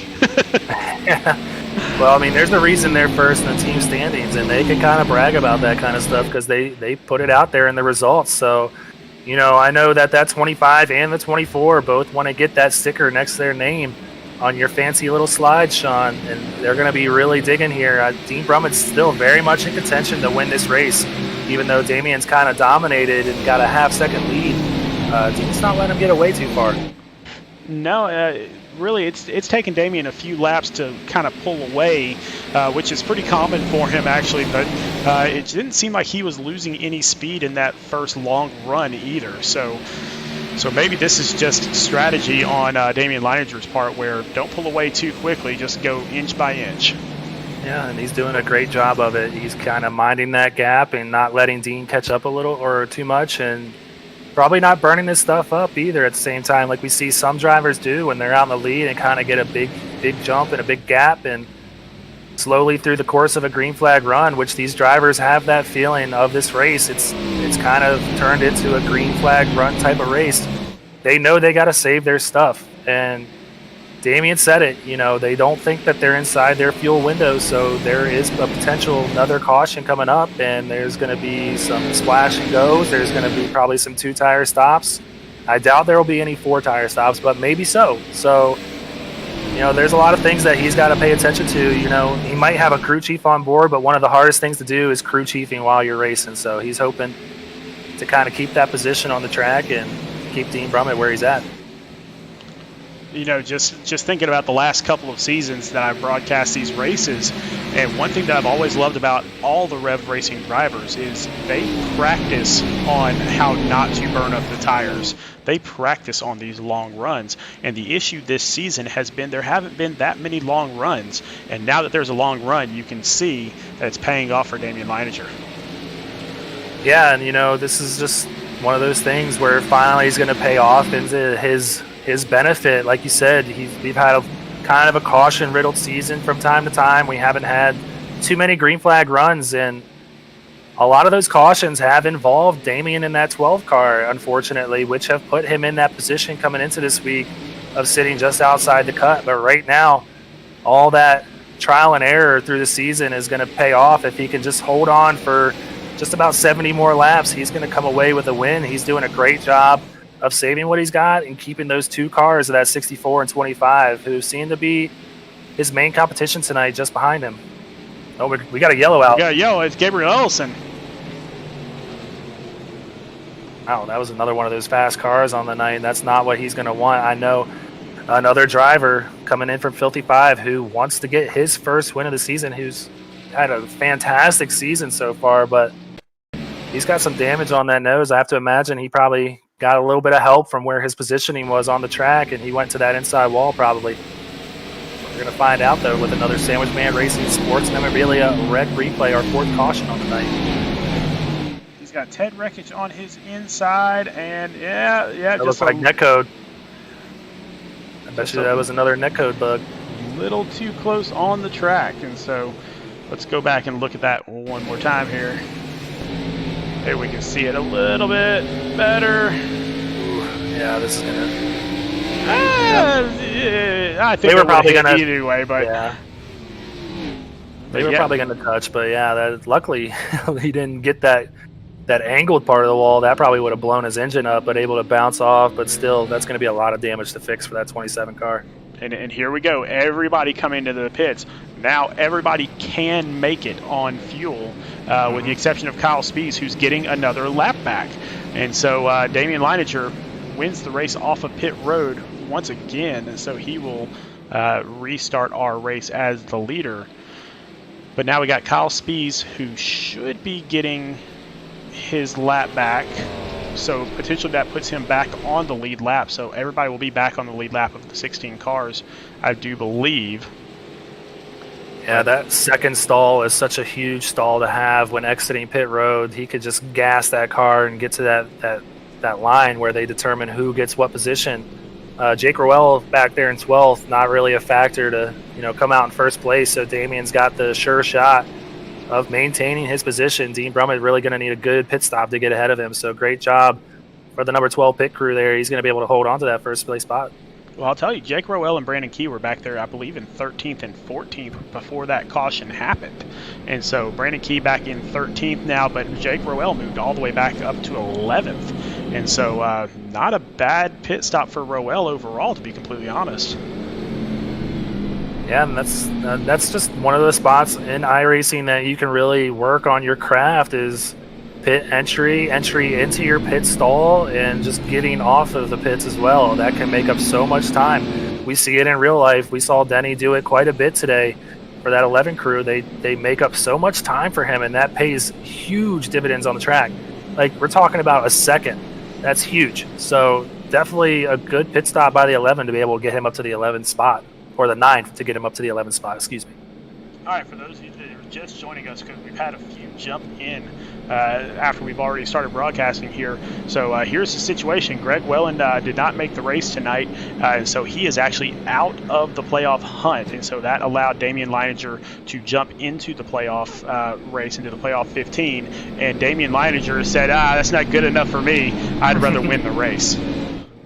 Yeah, it just shows guys that you got what it takes to get yourself into that final round, and that you're going to be a force to be reckoned with. Like you said, he's not finished a lot of races this year, and he's run really well. So he wants to put it all together and show that he can get that W, and he wants to celebrate. And I know the feeling. So he wants it all, and that's awesome to see from a driver. He's not just trying to position himself into the playoffs. He wants to make his name known, and he wants to earn that spot, so he's doing a great job of it tonight. And now right back behind him, Dean Brummett in second place on his outside, Scott Healy in third right behind him. But then you see Austin Reedy get his nose up there in fourth position. So he's up further than he's been pretty much all night. So Austin Reedy might be able to figure something out here. Great restart by Dean Brummett. He's going to have position here. He kind of washed up the track a little bit, and he wasn't able to stay beside Damian Leininger. Here we go. Ooh, big wreck back there. Shane Good, Jake Rowell, Scott Kalal. Shane's going to just park it and just kind of let things work Kyle themselves Spies out. stops. Ted Rekich involved. But man, just imagine if Greg Welland had shown up, the kind of chaos that we'd be seeing right now as Scott Kalal was caught up in that incident with Damian Leininger leading this thing. That would have spelled bad news for the 23, but lucky for him, he's going to be in the playoffs still regardless of his result tonight. So not what he wants on the track right now. I'm imagining he's got some heavy damage from this. This was a big wreck. We're going to check the wreck replay here. Just Shane Good getting a little loose, catches the rear of 91, and nowhere for the 9 and 23 to go. Yeah, and there's a lot of blinking going on in front of him as well. So you'll see Austin Reedy kind of blinking out, and that's got to be a little bit terrifying. But once again, Shane just loses it, and that is that the 4th Rowell Smith Racing car that has lost it on their own tonight? I'm not too sure. I don't have those numbers in front of me, but a few of them have. It's so easy to do. These guys are fast. They know they're fast, and it's easy to just kick that tire out, and by the time it's gone, it's just really hard to catch. We've seen Dean Brummett catch it a couple times tonight, but when you're side by side and potentially 3 wide on cars, and you mentioned it, that 84 blinking a little bit, kind of distracting him too. So it just got away from him there and barely got the rear quarter panel of the 91 machine, and that just started it all. Yeah, that is going to kind of clear the racetrack of a few drivers there, because there are definitely going to be some drivers that need some serious repairs, I believe. Yeah, it's going to thin the field out a little bit, but I believe most of these cars will get back on track. Not sure they're going to keep the same pace as our leaders, but nonetheless, we still have a great race going here, Sean, as that was only the 5th caution on the night. We're coming up on lap 140 here. It's kind of flying by. Yeah, now just for going back and talking about it a little bit, this is what the cut line looked like before the race began, and so definitely have some stuff going on. I mean, we definitely have some stuff where Greg Welland, who was up in 10th and was not a lock, but he was definitely firmly entrenched in that playoff hunt, is now completely and totally out of it. And so now it's just a matter of positioning and seeing who makes it the rest of the way. So all of these playoff clinching scenarios that we talked about, all of these have come true with the exception of Greg Welland, that 16th place or better. That unfortunately will not come true for Greg Welland tonight. Yeah, I have to imagine that something came up, or he might be on vacation and the schedule just didn't work out with him, but really unfortunate for him. He's had a really great season, and like you said, he was up there in the 10th position with the 17-point cushion on the cut line, so he was just about as much a lock as you can get. But with not showing up, last place is going to get 24 points, and that's going to cover that 17-point gap that he had. It's going to put him out of the playoffs. Yes, it will. Now let's get back out there on the track, and again, Damian Leininger, who was on that cut line, now he is out there on the track leading this race. Looks like he's going to try and take the high line this time. I'm not sure if they're on 1 to go or what. Looks like the lights are off on the pace car. Yeah, Dean's going to come down low. Yeah, something different we haven't seen the 12 do yet. Yeah, we haven't seen it in this race yet, but we've seen it in other races. But that high line is a lot faster if you can just hold on to the car. Yeah, you're going so much faster through the turns and getting on your gas pedal earlier on exit. It's very easy to spin this car out, so Damian's going to have to take care of that. But he's going to try and get a good jump, as Dean Brummett was able to stay beside him pretty well. He's going to be able to clear him quickly here this time. That might have been the strategy going into this call, because Dean was side by side on that last restart. He's going to clear him easily here. Yeah, and it looks like we're going to have a couple cars a lap down. Kyle Spies, Ted Rekich still a lap down in this race due to some damage, but it looks like Damian Leininger is going to get a great jump on that. Dean Brummett, Scott Healy pulling up 2nd and 3rd, and those two teammates are going to race for that. But on the outside, Timothy Latham, he has really come to life in this race. Another car coming to life is that white and blue 42 down there of James Holzer. He's definitely moving up through the field. He's battling for 5th right now, moving on past it. Austin Reedy. Austin Reedy going to battle him, though. He's going to have that high line, which is the faster line, so he's going to have to really work to clear Austin. But James has been really able to roll the center of the turns really well. And ooh, with Austin Reedy blanking right there, James is going to really have to pay attention to his spotter. Yeah, it is tough to do, and I mean we realize that definitely it's something that happens in iRacing and in any technology. Things are going to glitch out like that, but when you have a car going 100-something miles and ooh, James wow. almost loses it again. He is trying his hardest to clear him right there. I just saw Austin Reedy come over the mic and say something, but not too sure what he said. Oh, Joshua Balliet around on the backstretch in that zone where iRacing doesn't really register a wreck happening, so unfortunately for him, that's going to put him well off the pace. Yeah, and so still green flag here, but he is going to be way behind as we head back up. We've still got some side-by-side racing. Gabriel Ellison, who was involved in a wreck a couple of cautions ago, he's side-by-side with Justin Boyles, who at one point was a lap down. Now he's back on the lead lap. He's going to try and get his way back up. He had a pretty good qualifying position. I think he was about 10th or so. Yeah, he qualified 10th, but he's already worked his way back up to 8th after really having to work to get back on the lead lap after a first lap incident. So great job for the 8 machine. And we keep on going here at Richmond, even with a couple of spins, even with some damage going on, but still having a fantastic race here in the Cup Series. Yeah. Smaller field, but still great race, like you just said. And with 50 laps to go, I have to imagine it's going to get even better. You know, Damian Leininger has been leading this thing the whole time, but Dean Brummett, who wants that first win, you just said how hard he's being on himself without having that win on the season. I have to imagine that he's going to have something for this 12 car, and it's not over for a while here.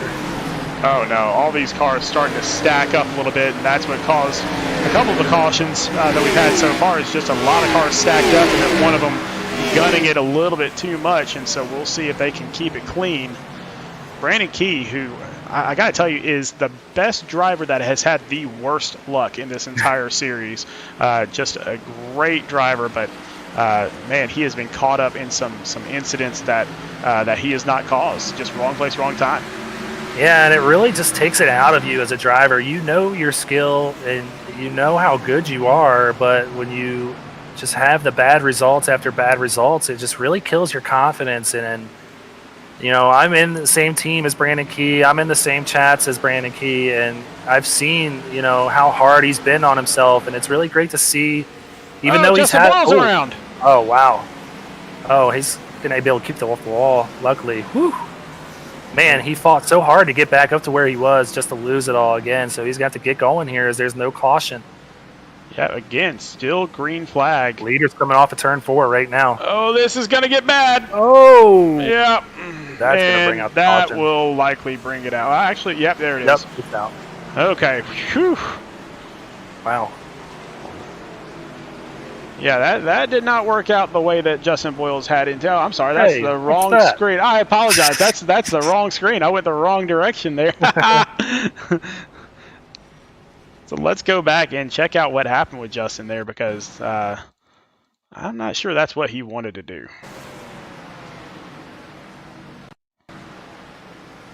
And we're going to see him actually originally go off the track here.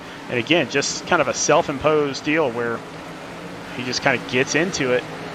Yeah, he wants to clear, the 75 and get that clean track so he can kind of start making up ground on those cars in front of him, and he just gives it a little too much, and that is a recipe for disaster most of the time here at Richmond Raceway. This curved straightaway it's one of the hardest in the game. Oh, wow. And this is just Josh had nowhere to go, and that's Yeah, I'm not sure if Justin knew that he was coming or what. That's not really a move that you typically see a Justin Boyles type of driver make. So, but imagine the bullets that Damian Leininger was sweating, seeing that happen right in front of him. The leaders were not far behind from that, and with the race that Damian's had, and seeing that happen, I have to imagine he was really sweating there for a second. We'll see if anybody can beat him off of pit road, because again, he's there in that second pit box. So we're going to see what happens here as he's going to win that race once again. Dean Brummett second, Scott Healy third. Kyle Spees has not pitted yet. And James Holtz are going to come out in fourth, so he's going to be up there in the second row. He's going to be a contender here towards the end. Another one of those drivers with a great season so far. A lot of really high finishes, but no win to boot for his name. So he's going to be trying to get that check off the old list before the regular season ends. Have now Kyle Spees will jump into the pits here, but Dean Brummett's got to find a way to get around Damian Leininger here. We could talk to old Dean Brummett. Is that possible? I think Mr. Purdue? I think it could be. You know, see if he's got what it takes. I've kind of lost my way here since I'm broadcasting, actually. But let's see if we can get Dean Brummett up here into the booth and talk to him. Hey, Dean, Sean and Greg up in the booth, buddy. How's it going? Oh, it's going all right this evening, buddy. How are y'all doing? Doing good, man. You know, we love watching you run up there, and you're doing a great job. I got to ask, you look like you were struggling hard during that long run. Just learned a little bit through that run, just way too early on. Was trying to run way too hard with Damien, and in the process just wound up hurting the tires. So just trying to figure out. I'm not far off of where I need to be. I'm just far enough right now to where that 12 is just outclassing me lap after lap. Well, Dean, do you think you got time to get by that 12 car and get your first win of the season? You've had a really good run so far, but I know that you want to get that first win before this regular season's over. How hard are you going to push here with only about 40 laps to go?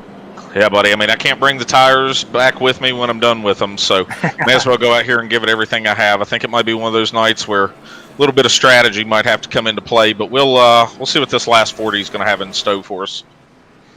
Well, looks like we'll go get you back down to your team, buddy. Good luck the rest of the way. Congratulations on making the playoffs, and can't wait to see what you do the rest of the way, buddy. Hey, by the way, Sean, congratulations. That's awesome of you to be able to get off the pit reporter job, get up in the booth. Congrats to you, buddy. Congrats on the promotion. Thanks, buddy. I appreciate it. Have a good one. Buddy. Y'all have a good night. Yeah, you too, buddy. One of the best guys to talk to in the field, man. We love Dean, so gives Sean a little bit of a hard time. That's okay. I mean, I get a hard time from a lot of guys in this league. You know, because we like you. I'm telling you, Jason Tripp, the league president, it was his birthday yesterday, and I sent him a nice message that basically said, man, happy birthday to somebody that's like a brother, always takes cheap shots at me, always, you know, all this stuff just like a brother. And so that's kind of the family we are here, as Damian Leininger, once again, gets just a great restart. I mean, he is way out front already. Dean's going to have his work cut out for him, as he's got James Holtzer going to clear him for second here, and Scott Haley's going to try and do the same to get by him. Let's see Dean fall back a little bit. That inside line, not exactly where you want to be. And Dean, again, struggling with that car. Yeah. It takes a few laps to get these tires warmed up and some grip underneath you. So I completely understand the struggle that he's going through, but James Holtzer right now does not seem to have that struggle. Well, Austin Reedy did. He got really, really loose there, and he's going to drop a few positions because of it. But he gets a turn back the right way, and we're still moving. So our top two drivers right now, 3 out of the top 4, looking for their first win on the season. So they're going to be battling here. The 64, that driver in that top 4 with the lone win coming last week at Martinsville, he's going to try to go back-to-back. So a lot of action here up front, Sean. Yeah, we're going to see what happens if anybody can try to catch Damien. I mean, he just seems to be on rails right now. I just don't really think that anybody's going to catch him. Yeah, and like you said, he wants to get that win to prove his spot and punch his ticket on his own. He knows that Greg Wellen not being here kind of helped him out and helped his case on getting in, but he is trying to look past that and really just punch the ticket into the playoffs, and he's doing a great job of it so far. He's led just about every lap of tonight's race. Scott Healy really pushing up there and losing a lot of time on track, so these top 2 cars are going to really be able to pull away from the rest of the pack. Yeah, and they are definitely moving. Can Holtzer give anything to Damian Leininger here with 36 laps to go, or is Leininger just that far and away better? Nice battle back here between Kyle Spees and Jacob Smith. This is for position, as Kyle Spees is back on the lead lap. Looks like Jacob Smith having some trouble with his car, too. He kind of fell back a couple of spots there. And then our points leader, Jake Rowell, again, way back here in 12th position. He's got a lot of damage on that car. Not sure he's going to have the car to get back up front here tonight.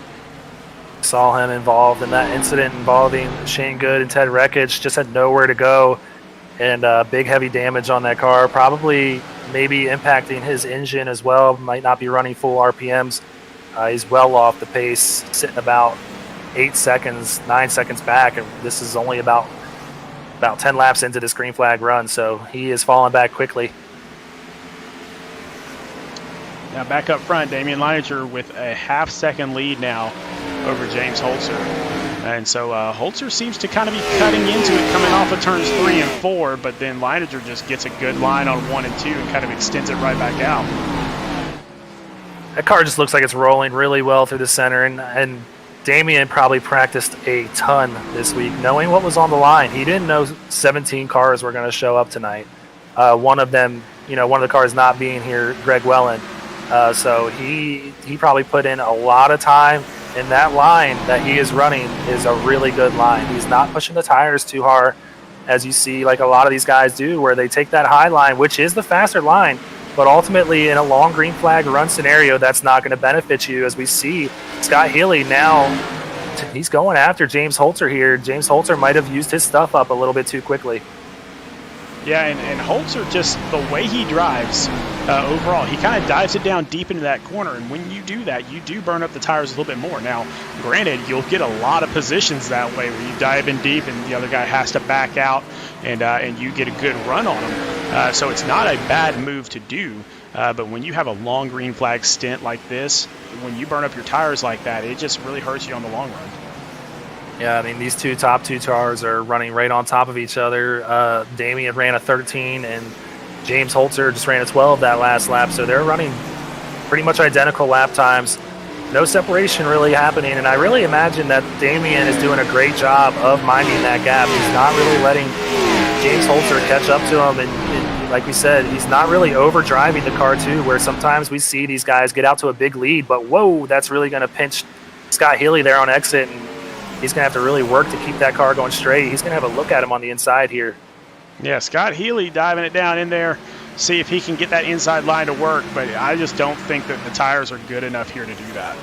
And that's exactly what Damian wants to see. He wants to see these two battling and having to really let up for one another to not wreck each other, so that's just going to help him stretch that lead out as we see it come close to about a second now. It's 9/10. It's just growing and growing here as Damian just is the class of the field here tonight. I'm pretty sure he's going to be ended up leading 175 of these laps easily. Yeah, James Holzer is really trying hard to catch up to our leader. He was faster than him that last time, ran a 29 to Leininger's 36, but he's really going up there on the track, and that's just really sliding those tires up there. It's able to grip, and you're able to get on the throttle earlier. He's going to carry a lot more speed down the front stretch, but ultimately, if this thing stays green, I have to imagine that it's going to benefit that 12 car. Now back a little bit further here, Dean Brummett has fallen all the way back to 7th position, so not sure if that's the broadcaster's curse or if he has just continued to struggle, but he has fallen back drastically from when we last talked to him. Dean is not going to be happy with us, I have to imagine, so that's my bad, Dean. No, he's had a great run tonight, and I know that he's got his eyes set on the playoffs. He's hoping to have a good run tonight, maybe get that win, get a little lucky. He said he might come down to a strategy call, and if we get a late caution, we'll have to see what happens. But you see it right there. He's just really whipping that rear end out there as he's just getting on the gas real early, trying to get everything he can. But Scott Healy, again, trying to get past James Holzer here for second. Yeah, and again, just dive it down deep like that. You better have a good run coming off the corner, and James is just getting a better run off that exit than Scott Healy is. And so I think Scott's just kind of hoping that James kind of messes up one of these corners, gets a little bit loose, and then he can pass him on the inside. But James has been fairly consistent tonight. It's really hard to do, but what Scott really has to do is take advantage of all that track that 42. Oh, 84 hard into the wall, no front end sitting on there. Yellow flag. So Austin Reedy going to bring out a caution here with 24 laps. Actually, it's 22 laps to go. Like I said, the scoring is just a little bit off tonight, and so that was about a 24-lap run on those tires. So I have to imagine we're going to see all these guys come down for pit stops. But before that, let's check it out. Another Sandwich Man Racing Sports Memorabilia Rec Replay. The Sandwich Man racing car right here blinks out, and he comes back, and he's spinning. So that's just another one of those self-spins. You can see the tire tracks. He tried he tried as hard as he could to save it. I'm just going to say it that way. But he got loose, and he spun out about halfway down the straightaway there. And it's just another one of those self-spins that we see coming off of exit on 2 and 4. Luckily, when you do it off of turn 4, you have that whole infield of grass that kind of saves you from hitting that inside wall. But, man, when you do it coming out of 2, you're going to get some damage. Well, let's see what happens here, because we do have a couple cars that decided to stay out. Jake Rowell and Jacob Smith, both of whom kind of struggling a little bit in this race, and they're going to make an attempt here.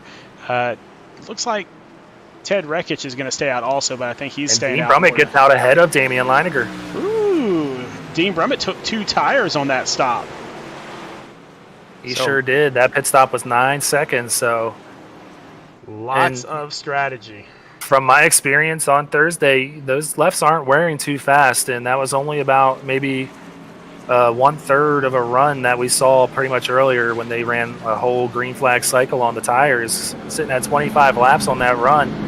Those tires might not be too bad, so this is heating up. This is adding a little bit of spice to this race, as we've seen just the 12 car dominate so far. He's going to have his work cut out for him here with 20 laps to go when we go green.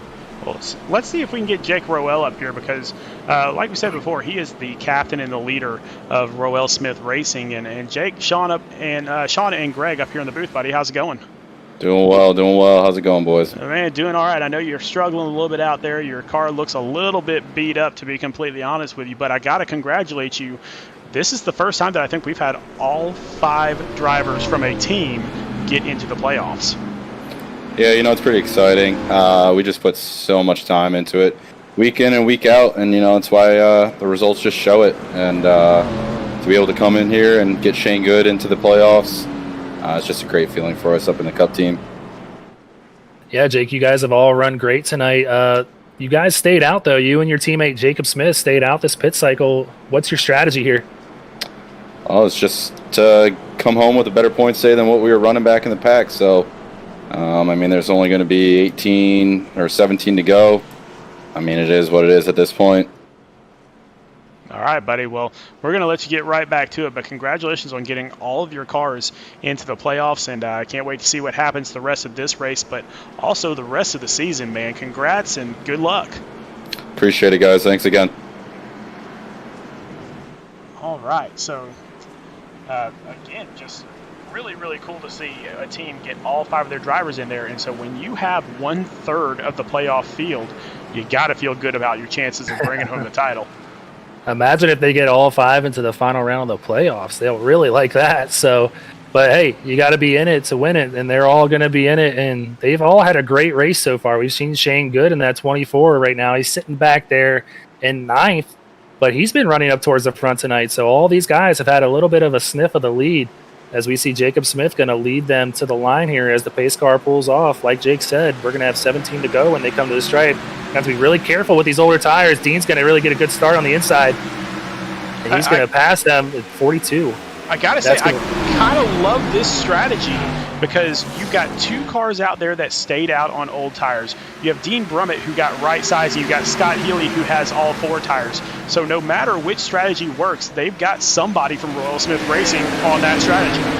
Yeah, but something that Damian Leininger did not want to see was that 42 get by him.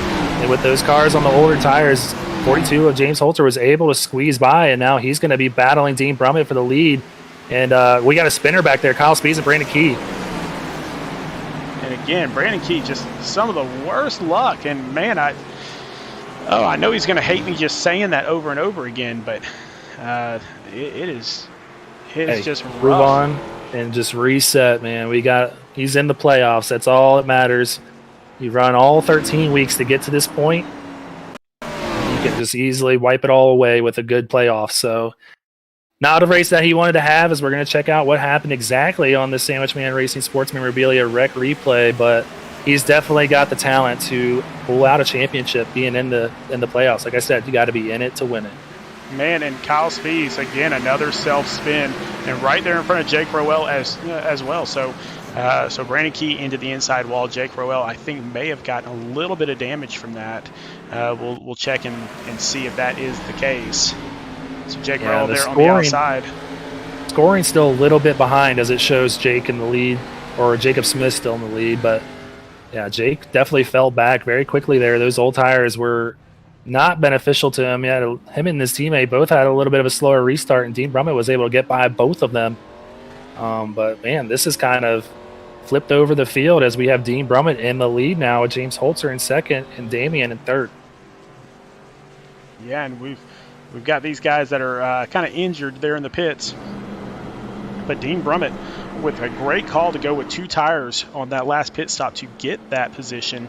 And then in the meantime, James Holzer passes Damian Leininger, who led most of this race. And so now Damian back there in third place has to find a way to get around 2 of the fastest drivers in the league. Yeah, Damian is going to be starting on the inside. I believe Dean Brummett will probably start on the inside row. Not too sure exactly. He has the choice of starting on the outside or the inside. But Damian is really going to have to work to get a good restart to stay behind him and clear Holzer. Otherwise, it's going to be really hard for Damian to get by that 42 car with just about maybe 13 or 12 laps to go. And so we are under caution once again. And yeah, with 12 laps to go coming to the line here, you've pretty much made your bed for the rest of the race as far as even if there's another wreck, you're not coming in. Or at least I don't think so. So what do you do if you're back here in 5th, 6th, or 7th place? Timothy Latham, Gabriel Ellis, and Shane Good back here in 5th, 6th, and 7th. What do you do about these guys that just haven't quite had the car to get up there? You hope that these guys get really racy up to the front and maybe get themselves into a little bit of trouble. Timothy Latham's had a good run tonight, but like you said, we haven't seen him running up to the front like we normally see him do, so maybe Richmond might not be one of his better tracks. Not to take anything away from him, but maybe if we get I just have a hard time imagining anybody pitting, as we just they really didn't put anything on these tires that last run, and I really wouldn't pay much benefit to go back down the pit to get another fresh tire, but I'm not too sure. I just really hope that these guys get racy in front of me and you're in the right spot at the right time. Well, and I got to tell you, this week is a lot different than what's going to be happening next week, because next week we go to the big track. We go to Talladega for the first race of the playoffs, which the scheduling gods gave that one to us, and that is the wild card from Hades. I think I would rather have that be the first playoff race as opposed to the get-in race as the cutoff line. It's going to be a great race, and it's going to really set somebody up to advance through the next round, and anybody can win that race. So it's going to be exciting for sure, and hopefully we get the rest of the field out here, as the short tracks have kind of scared some people off, it seems like, but it's going to be exciting nonetheless, Sean, just like this finish. Yeah, I mean, this whole thing has been exciting all season long, and now it all comes down to this. Dean Brummett on the outside gets a good jump, and we're going to see if James Holzer can do anything with it, as James Holzer kind of gets to the outside a little bit, cuts off Scott Healy just a touch, and now they're 3 wide for second. Yeah, Scott Healy trying hard to get past that 42, so we've seen this in the past where when it was Damian leading this race, Damian's going to be on the inside of the 42. These guys get the battling back here, and the leader can kind of just walk away, so Holzer is going to try his best to fend these guys off while not letting Dean get away too far. We're down to 9 to go, I believe. I think that's we're down to like 8. We're down to 8 to go. I apologize. Yes, our lap scoring just a little bit off tonight, and so we do apologize for that, but we're going to try to keep you informed of everything that's going on. And right now, James Holzer trying to track down Dean Brummett. And we are still green here, and hopefully this thing will go green the rest of the way. Dean doing a really good job of running that high line to perfection. He's getting big runs off the turns, and James with the fresher tires not really able. He's going to try to run a little bit of a higher line to get some more speed down the straightaway. Dean's going to have his work cut out to try and defend this spot. Now we're at 7 to go here, so Dean coming around just trying to defend that position, but you can see Holzer moving up even further, and Damian Leininger, yeah, gets in the wall, I believe. Yeah, he got into the last 2 laps there.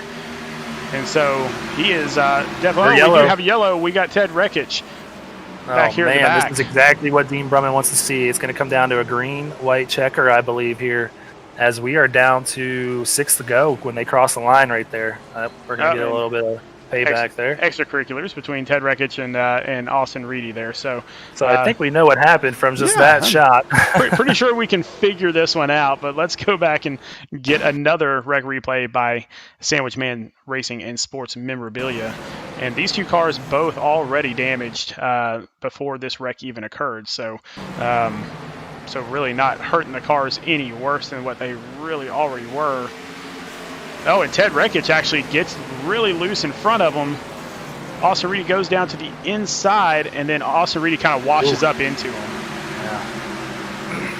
Yeah. I believe these 2 got into each other earlier on in the race, too.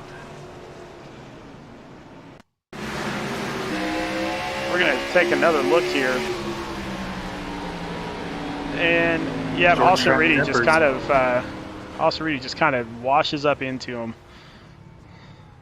And so, rough race out there, especially. I mean, and again, it is still a short track, even though it is a much different short track than what we've raced on in the last couple of weeks. It is still a short track. There's still not as much room out there as other tracks. So I'm trying to be as political as I can there. Does that make sense? No, but we know what you mean.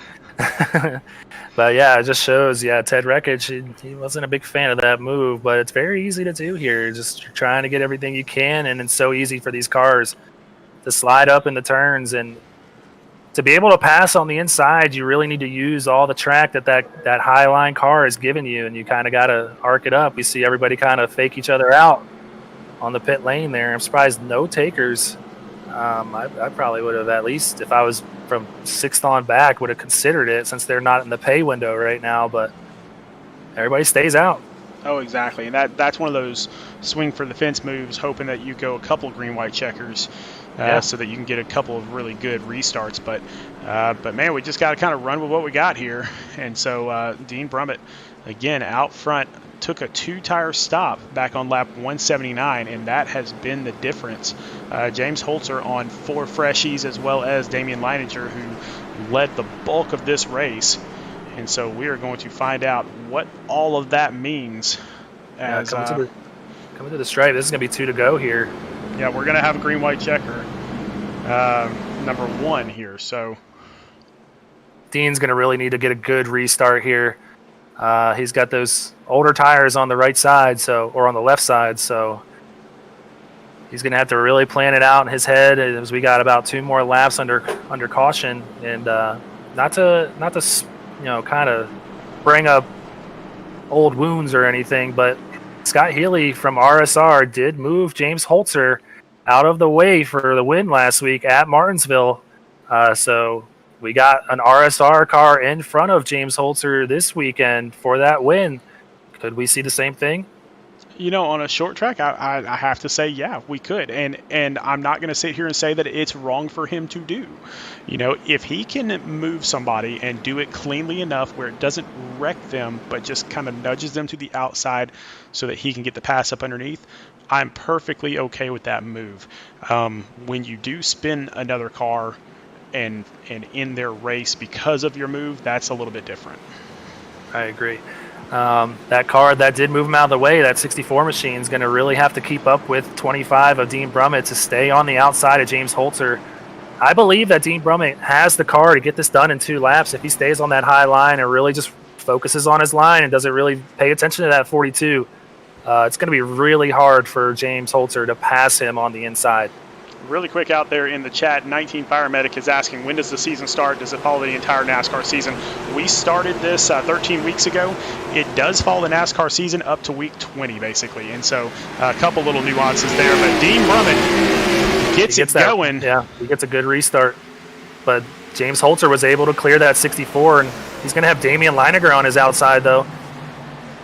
And so if Dean can get to the line here and get this white flag. Oh, Damian Leininger getting way loose on the inside. And so now it's basically going, oh, I don't know, Scott Healy, he's going to get down to the inside too. I was going to say it's probably just a two-car race at this point, but Scott gets a good run there. So now we are white flag. Yeah.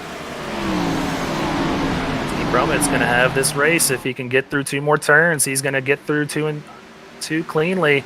James right on his bumper, but I don't think James is going to have the real estate to get this done. He's going to really send it on the inside. We're going to have a side-by-side battle. Oh, keep it off. James gets Dean loose. Brummett wins the Rich Get Richer 200, man. I know he is going to be ecstatic about that. Yeah, James Holzer kind of got into that last turn, got really, really deep, and started to turn a little bit, and you could see his car kind of jerk out to the outside, and he kept it off of Dean because he did not want to end Dean's night. So classy move there by James Holzer.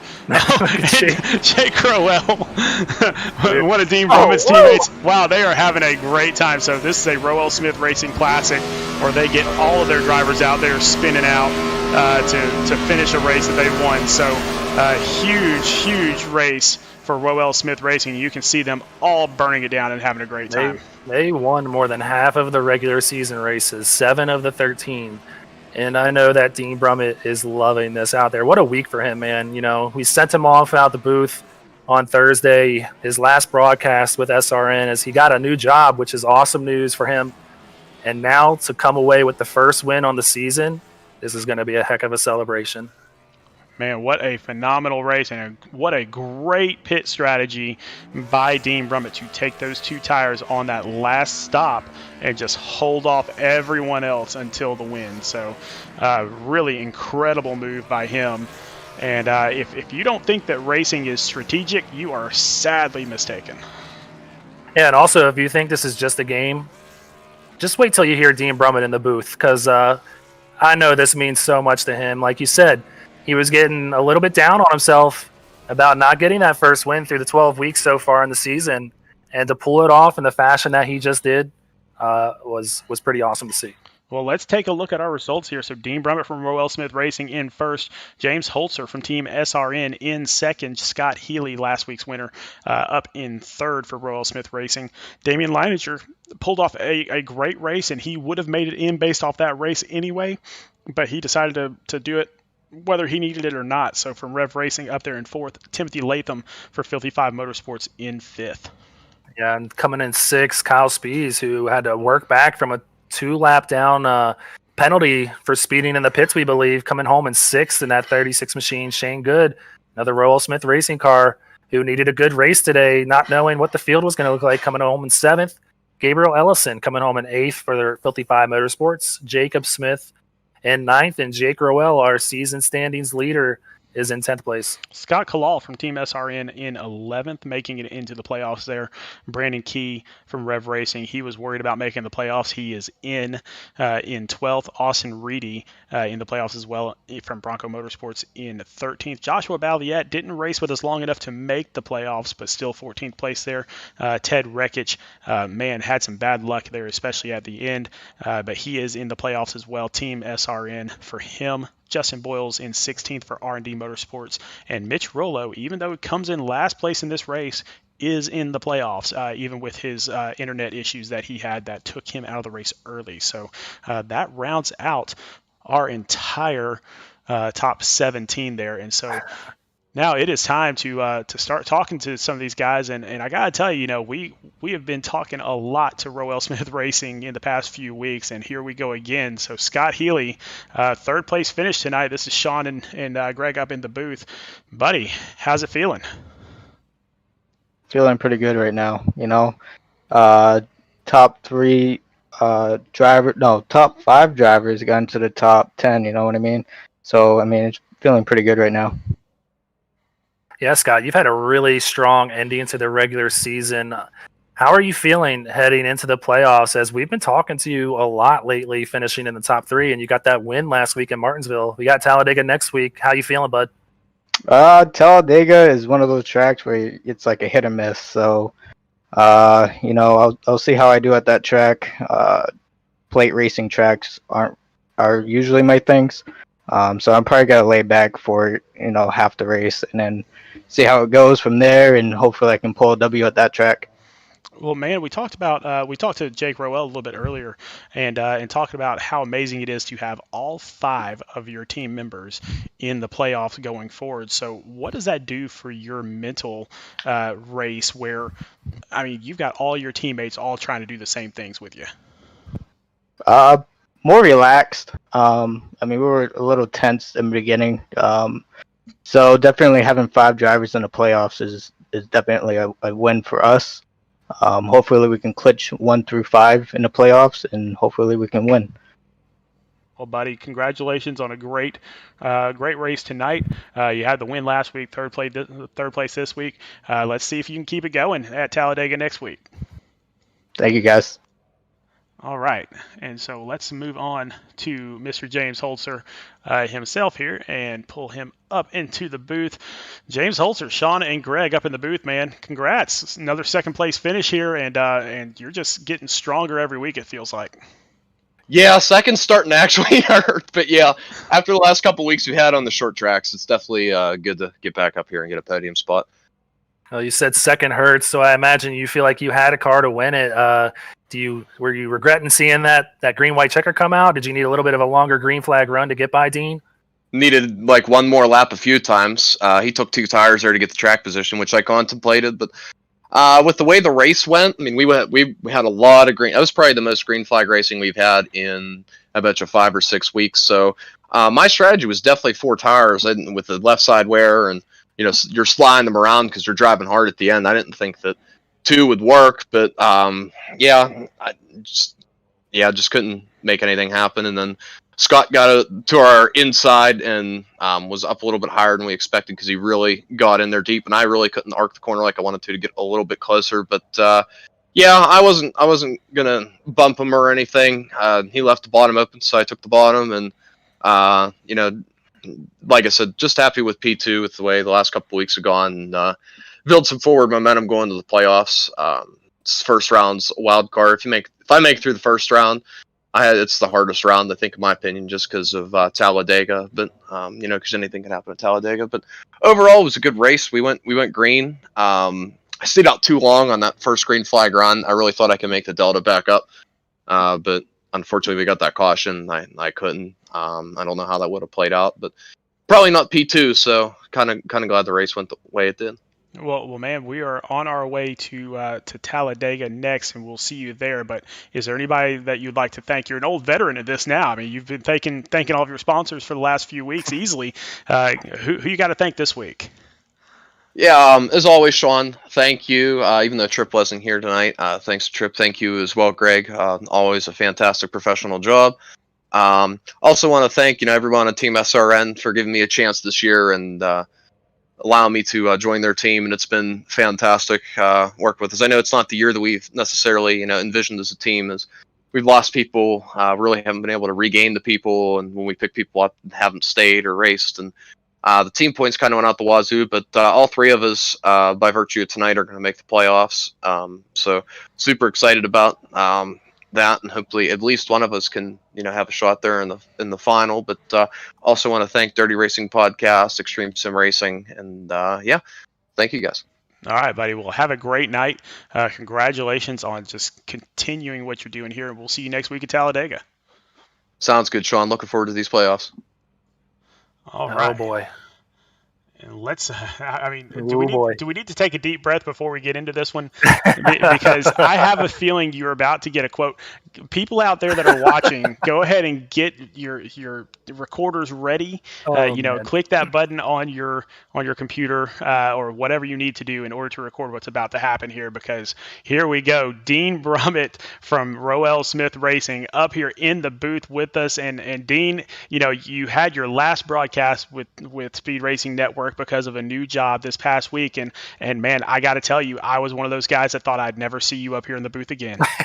Well, hey, I got to come back to home whenever I can. So, oh man, what a race tonight, man. I mean, that's that 200 laps here. I was just absolutely exhausted by the time this thing's over with, man. I mean, I am spent.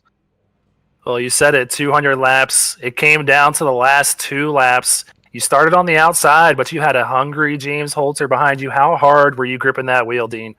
Oh man, I tell you, I was that wheel was tight in the hand all night long. I fought this car through every condition tonight, through tight and loose and neutral and more loose than anything. I just had the hardest time all night long getting this thing down into turn number 1, and about lap 110, 120, somewhere around in there.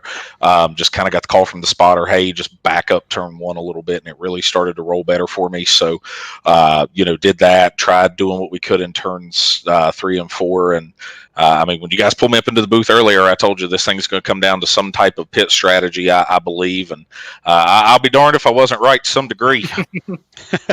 Well, buddy, I mean, we talked about this with Scott Healy. We talked about this with Jake Rowell. I want to get your opinion on this. All 5 of Royal Smith Racing in the playoffs. What does that do for you going forward? Now that you've got this win and now you got that monkey off your back, what does that do for your psyche going forward with all 4 of your teammates there with you trying to get this title? Whether all 4 teammates were there or whether they were outside the playoffs, we knew that this was just a strong core group of guys, and we wanted to come together. We hang out off the track, on the track, everything like that, and it's so funny because we're all from just so many different walks of life in terms of racing. You have some of us who are super competitive, some of us who are a little more aggressive, some of us a little more conservative. Some of us, we all have a different walk of life, and when you're able to throw it all together and everybody just trusts in one another, it means a lot. It really does. So to answer your question, Sean, I mean, it's awesome, man. These guys have driven their hearts out all season long, and to be able to go ahead and take 5 of them, to make up a third of the playoffs, it's freaking awesome. One thing I do want to say before we go, not to open any type of wounds, but man, as much as I love winning this race, I hate to finish the way it turned out for Damian Leininger. I mean, the guy just absolutely was dominant all night, but sometimes, man, if you can't pass him on the racetrack, you got to find a way to pass him on pit road, and that's exactly what this RSR 25 car did this evening. Well, talking about the playoffs, Dean, tell us what this win, we talked about it in your interview during the race, and how you were kind of like getting a little bit down on yourself for not getting that win during the regular season. And it comes at the very end of the regular season. What does this do for your playoff run? How much confidence do you have heading into Talladega? I've spent all season trying to figure these cars out, trying to figure out exactly what it is I'm doing wrong with them. And I mean, I've had decent runs, top 10s, couple top 5s here and there, even a podium finish or 2. And, just to be able to go through and cap everything off here just kind of shows me how much of these races are the endurance aspect, the go out there, the run as hard as you can, but keep the fenders on it, put yourself in a position. And sometimes, man, like I said, the fastest car doesn't always manage to win the race. James Holzer, I will say, gave me just a heck of a scare coming off turn 4 there. I know he wanted to win this one bad and raced him all the way to the line, buddy, but, good, clean finish between he and I, and just overall great run, man. Go to Talladega next week, kick off these playoffs, and we gotta hit the reset button. We're on a brand new season now, and it's time to go out here and try to get the big trophy. Well, buddy, go ahead and thank all the people that you want to thank, because I know you are the most gracious person out there. You just love the opportunity to be out here with everybody. But go ahead and thank all your people. Yeah, man. Definitely want to thank Off Apex Designs, new sponsor that recently came on board with us here at RSR. I want to thank Jake Rowell for bringing me aboard with RSR this season. Sean, last year when we ran MSM and you were the team owner of Striker Motorsports, want to thank you for giving me the opportunity to pilot your car and be able to showcase what I could. And thanks to Brandon Browning, who wasn't with us here this evening, but want to thank him for even turning me on to the league, man. Tripp, Pettit, Danny Setzer, all the league admins. Just want to thank everybody across the board. You guys put on an awesome league, and I'm proud to be a part of it, buddy. Well, man, we appreciate you. We love seeing you up here in Victory Lane. We love seeing you in the booth. We realize you can't do that as a broadcaster anymore for at least a little while, but you are always welcome up here. So well, Well, with today's race, I don't mean to keep everyone too awful long watching. Sean, I've got a little news for you here, buddy. There was a recent mild change that had happened, and I should be back in the broadcast booth for you here this week. Oh my Breaking goodness. news. We love breaking news here on Speed Racing Network. All right, man. Well, sounds good. I guess I'll have to move some pieces around and see if I can squeeze you back into the broadcast team. We'll have to figure that one out, but I'm sure we'll figure something out, buddy. Hey, sounds good, buddy. Hey, you guys have yourself a great night. You too, man. All right. Well, now that we are done with this race, now we move on to next week. Playoffs, round of 15. We know our playoff 15 now. Week number 1, the Talladega Days 200 at Talladega. Yeah, you heard Dean say it. Everything's wiped clean. It's a new season with these 7 races to go. 5 players getting cut, or 5 drivers, getting cut after the first 3 races here. And the first one being Talladega it's going to be a little sketchy for these guys. No fast repairs at the super speedways. It's going to spell doom for maybe 1 or 2 of these guys.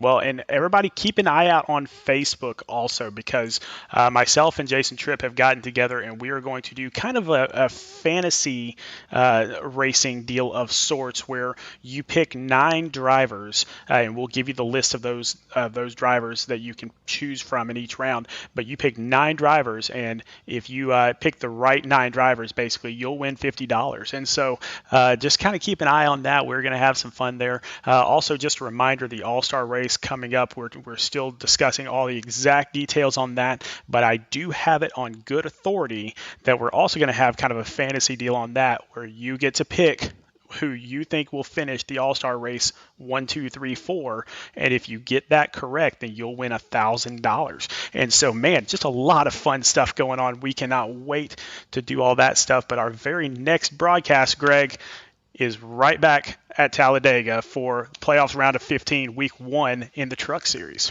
Yeah, that's coming up on Wednesday, April the 21st, 9:30 p.m. Central Time, 10:30 Eastern.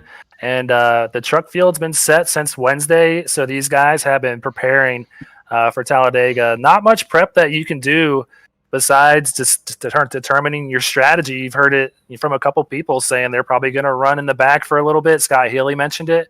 I have to imagine we're going to see a lot of our playoff drivers kind of hanging out in the back to avoid that big one. But it's going to be chaos, and it's going to set somebody up for maybe advancing through to the next round. Well, man, Greg, it has been a great regular season to this point. I can't wait to get into the playoffs, because it is just going to turn it up another notch.